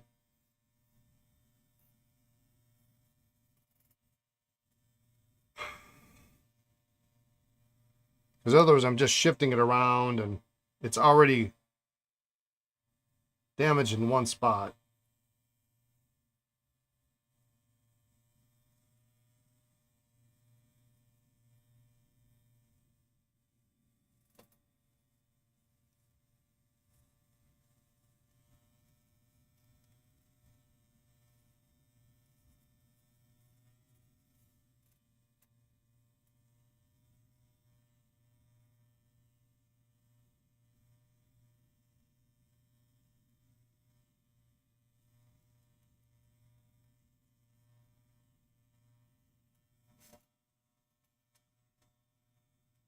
There we go.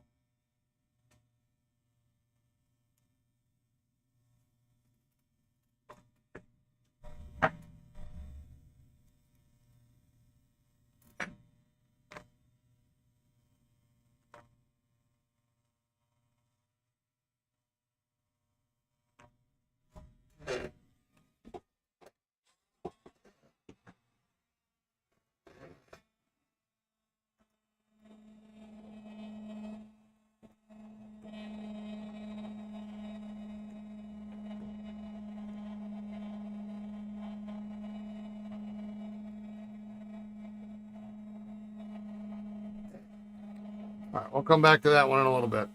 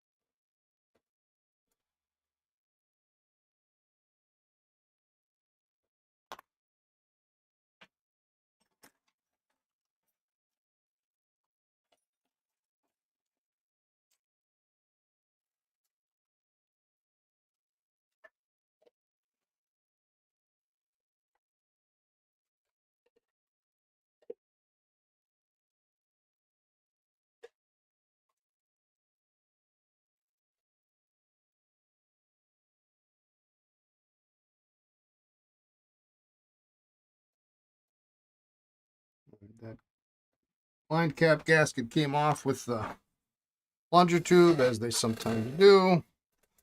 Now, we're lucky. Nope.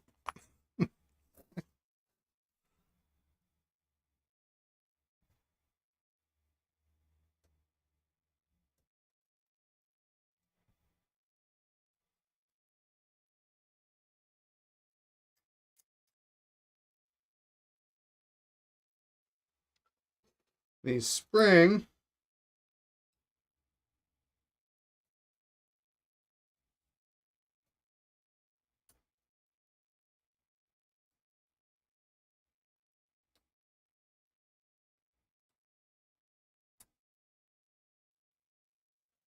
it's frozen. I have to move. There we go. There we go.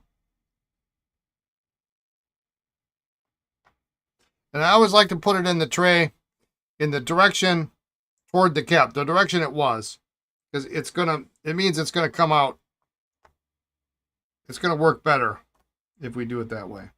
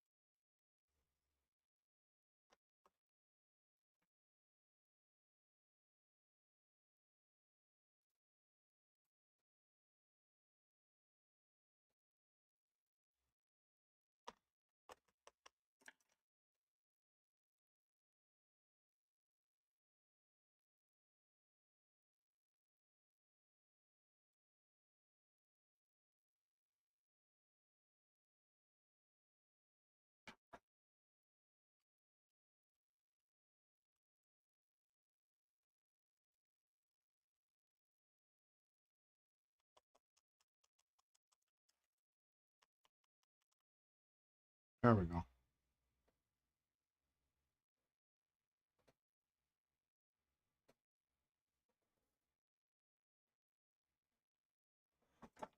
Tell me somebody didn't.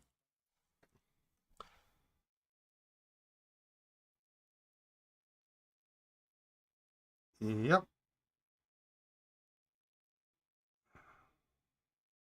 God, to be kidding me.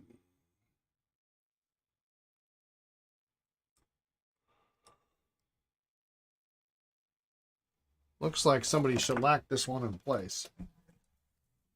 At least I can see a little bit of amber something going on there.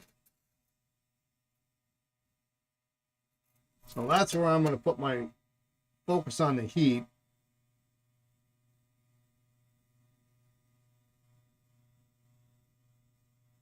Which is right by that little groove in the tube.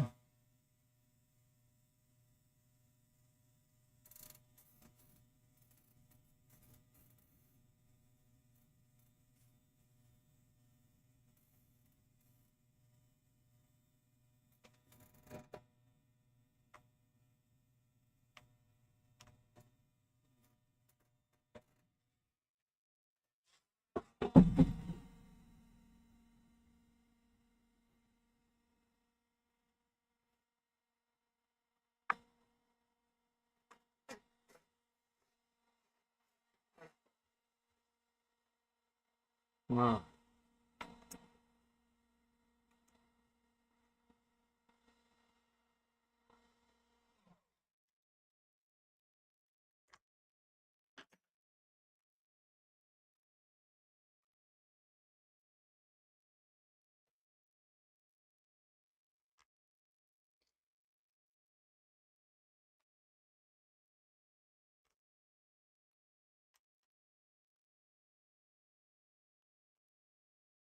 This way.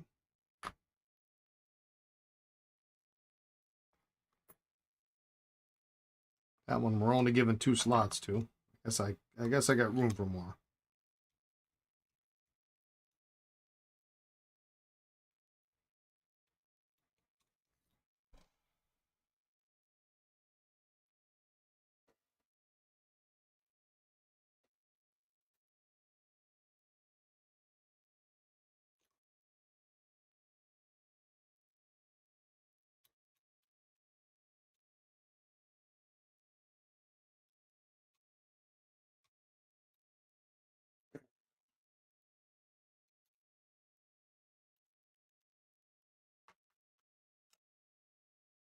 I'm getting a lot of rust.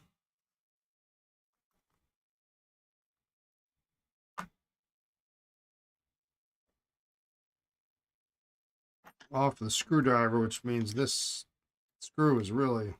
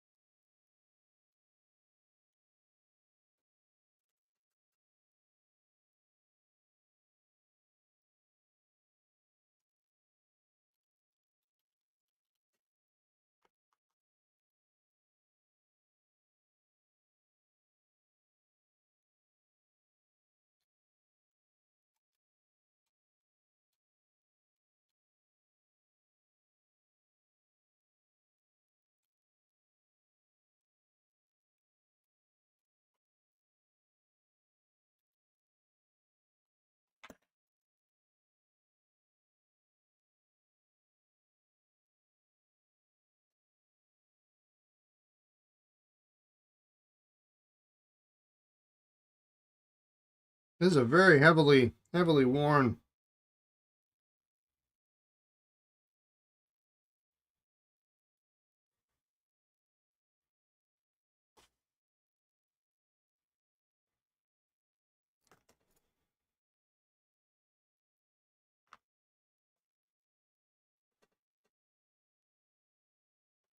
Oops.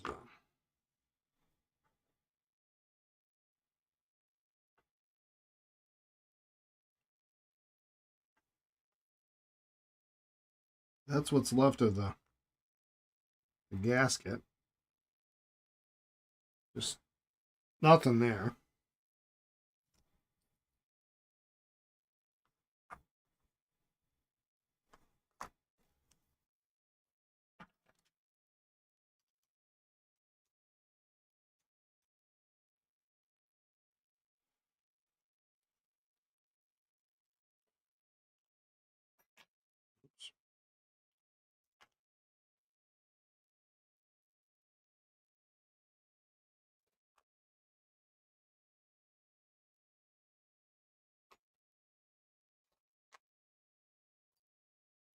Okay, those are done.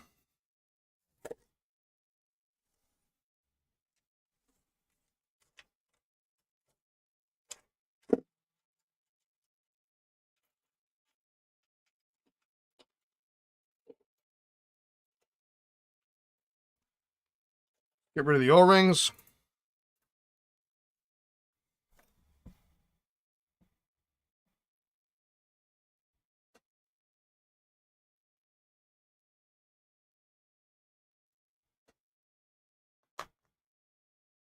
There's an easy one.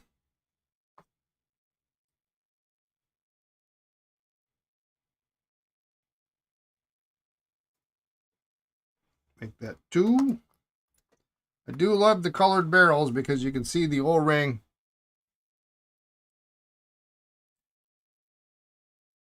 much easier.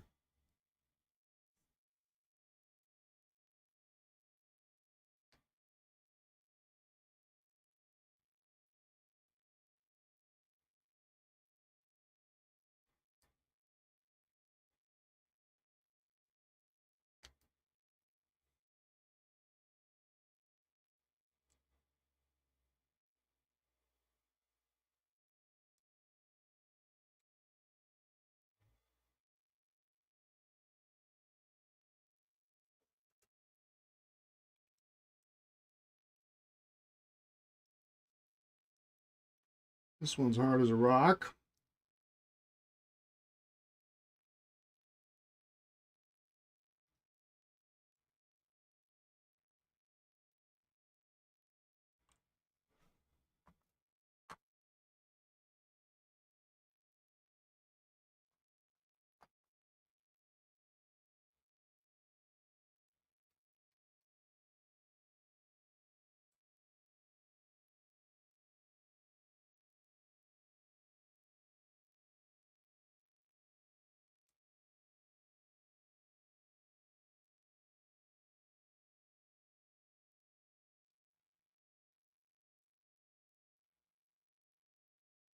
Now somehow, I don't know how this happened, I managed to stab the original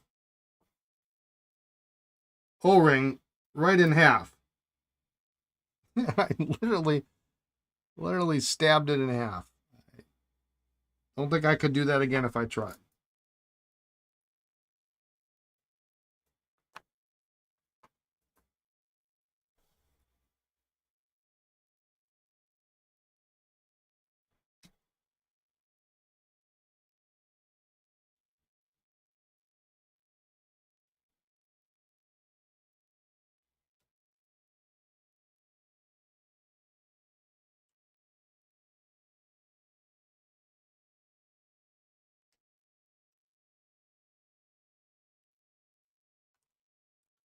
I want to come out in pieces.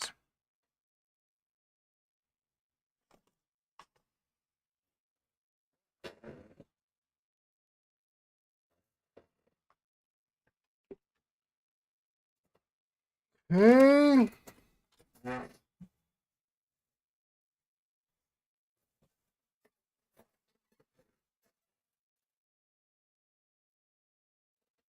take a look at these guys, clean these off.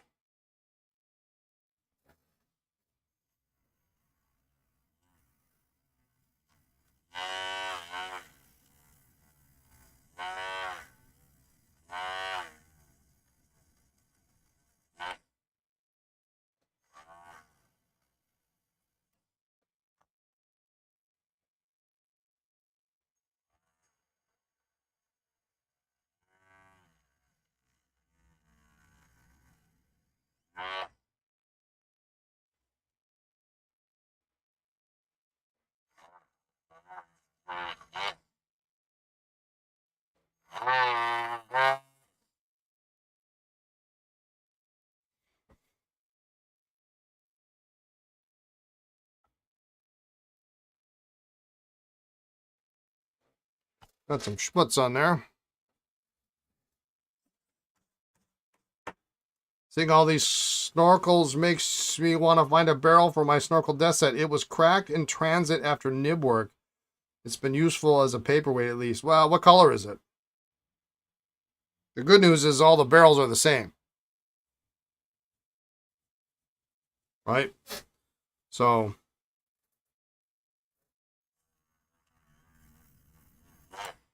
you don't have to worry about is black. Well, you know, if there's any silver lining,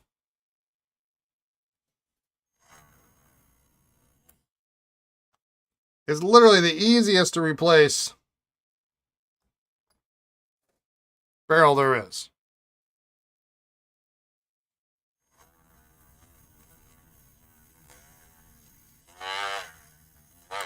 Or now's your opportunity to mix and match if you want a cool, how cool would that be? Like to have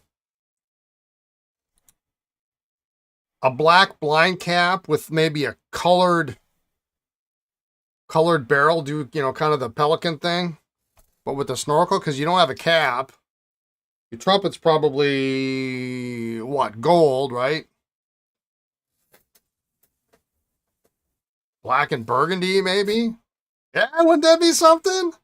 I mean, all the colors would be cool. This mandarin orange with black. I mean, not that you're gonna find a mandarin orange barrel, but pastel blue would be cool. Burgundy would be real sharp. What are your school colors, right?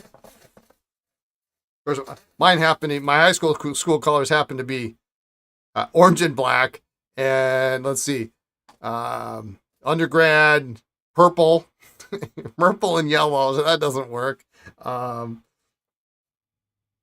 Grad school yellow and black. Yeah, bumblebee. Yeah, so that doesn't work either.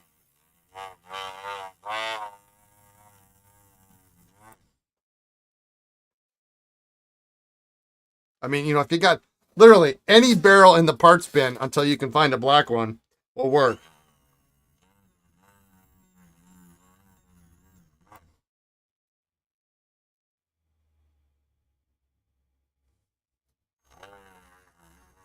And it'd probably make you smile every time you picked it up and you just laugh. I mean, so how great would that be?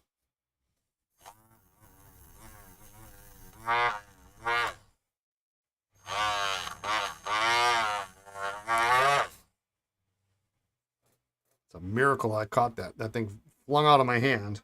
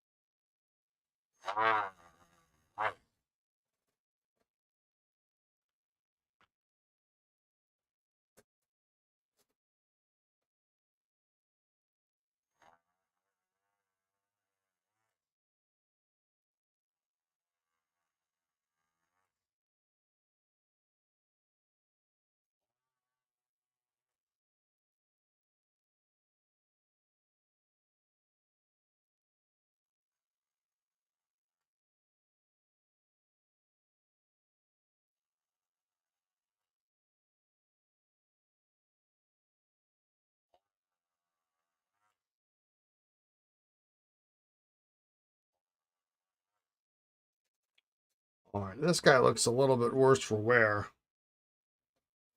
Um, let's just check the rest of these here real quick.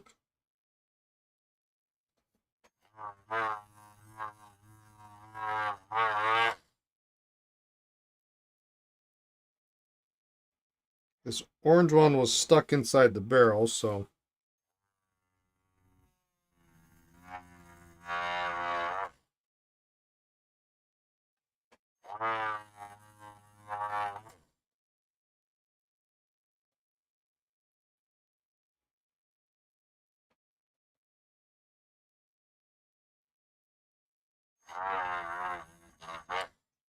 it's really not too bad. Just a little surface stuff on it. This one, pretty good.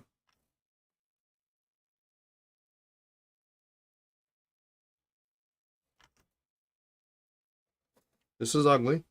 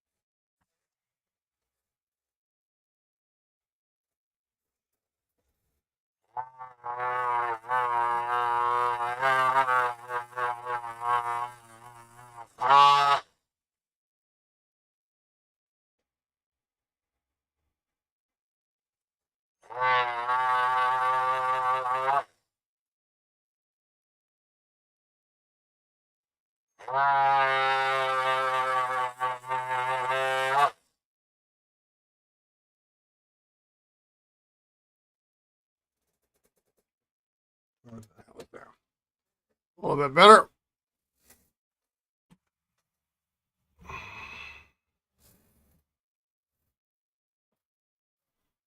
Only thing I don't think would look good is if you put like a gold filled barrel on there.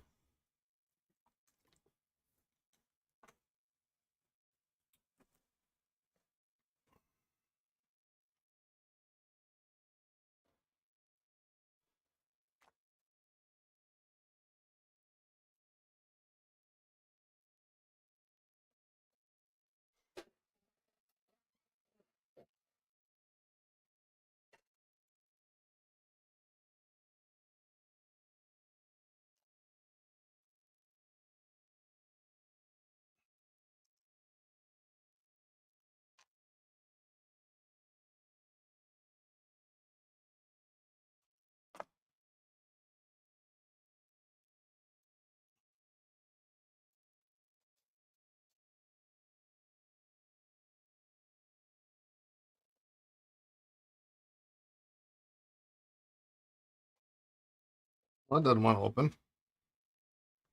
Let's come back to that.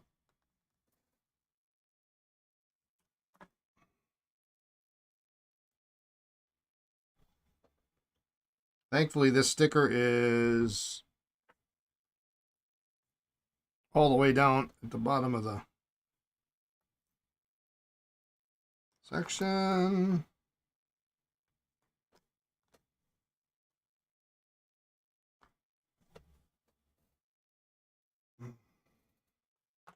That looks nasty. Oh my goodness.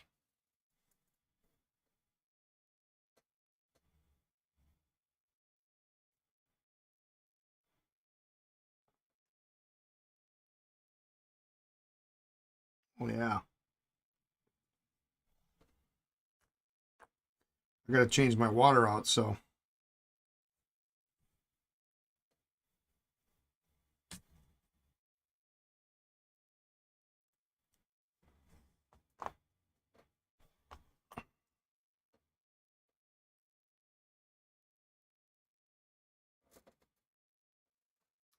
Let's heat this. Get that apart.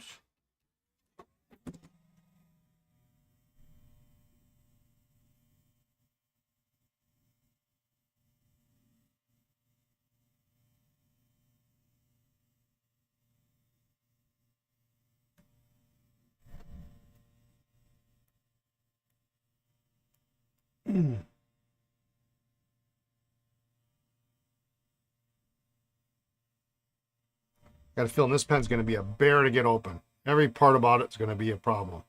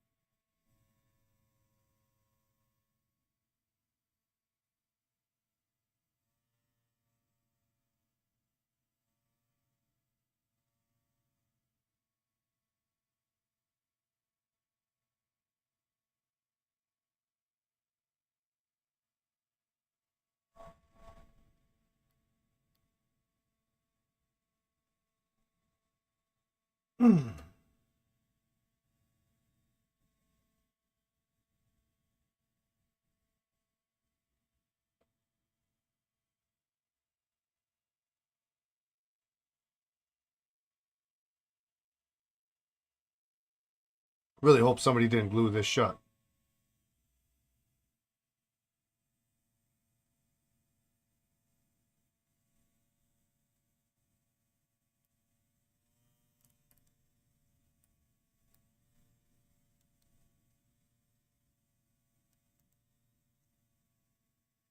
Well, that wasn't what I intended.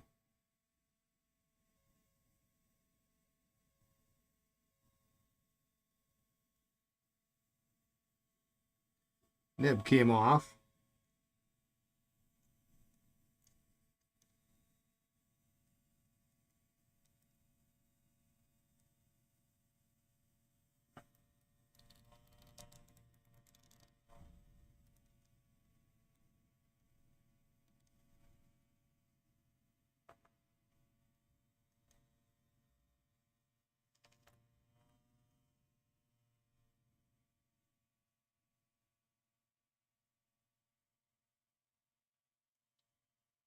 Thread this back on.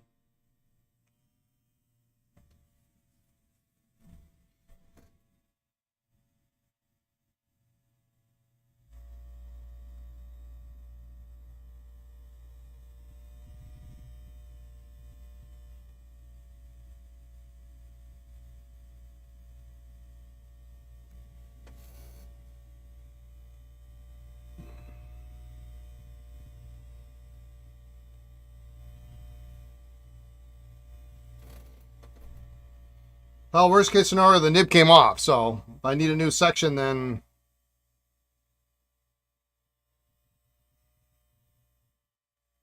I've got the nib in the feed.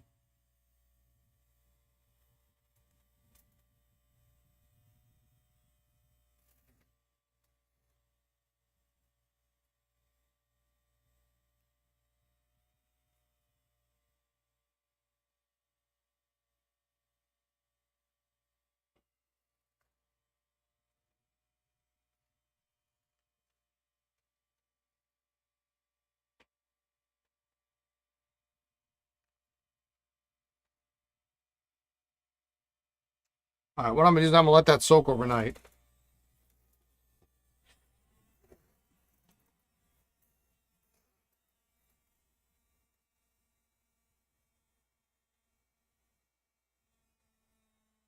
Maybe we can get lucky.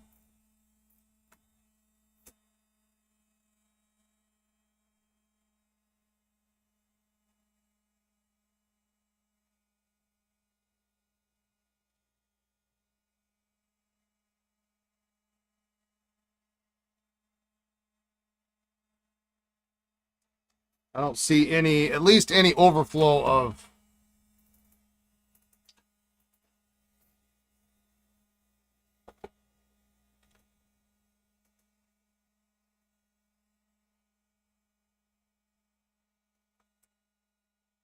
I have to cool down.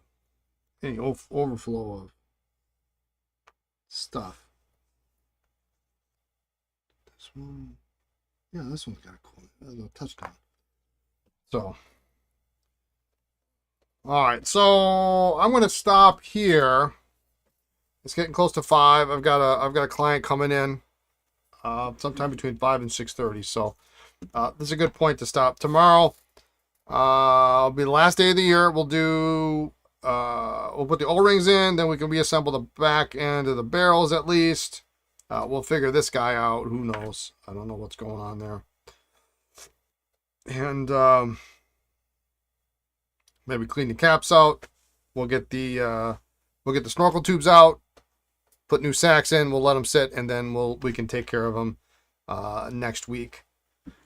Just a reminder: no stream on Thursday for New Year's Day. Will not be in the office, and we will have a regular podcast, regular time, 1:30 p.m. on Friday.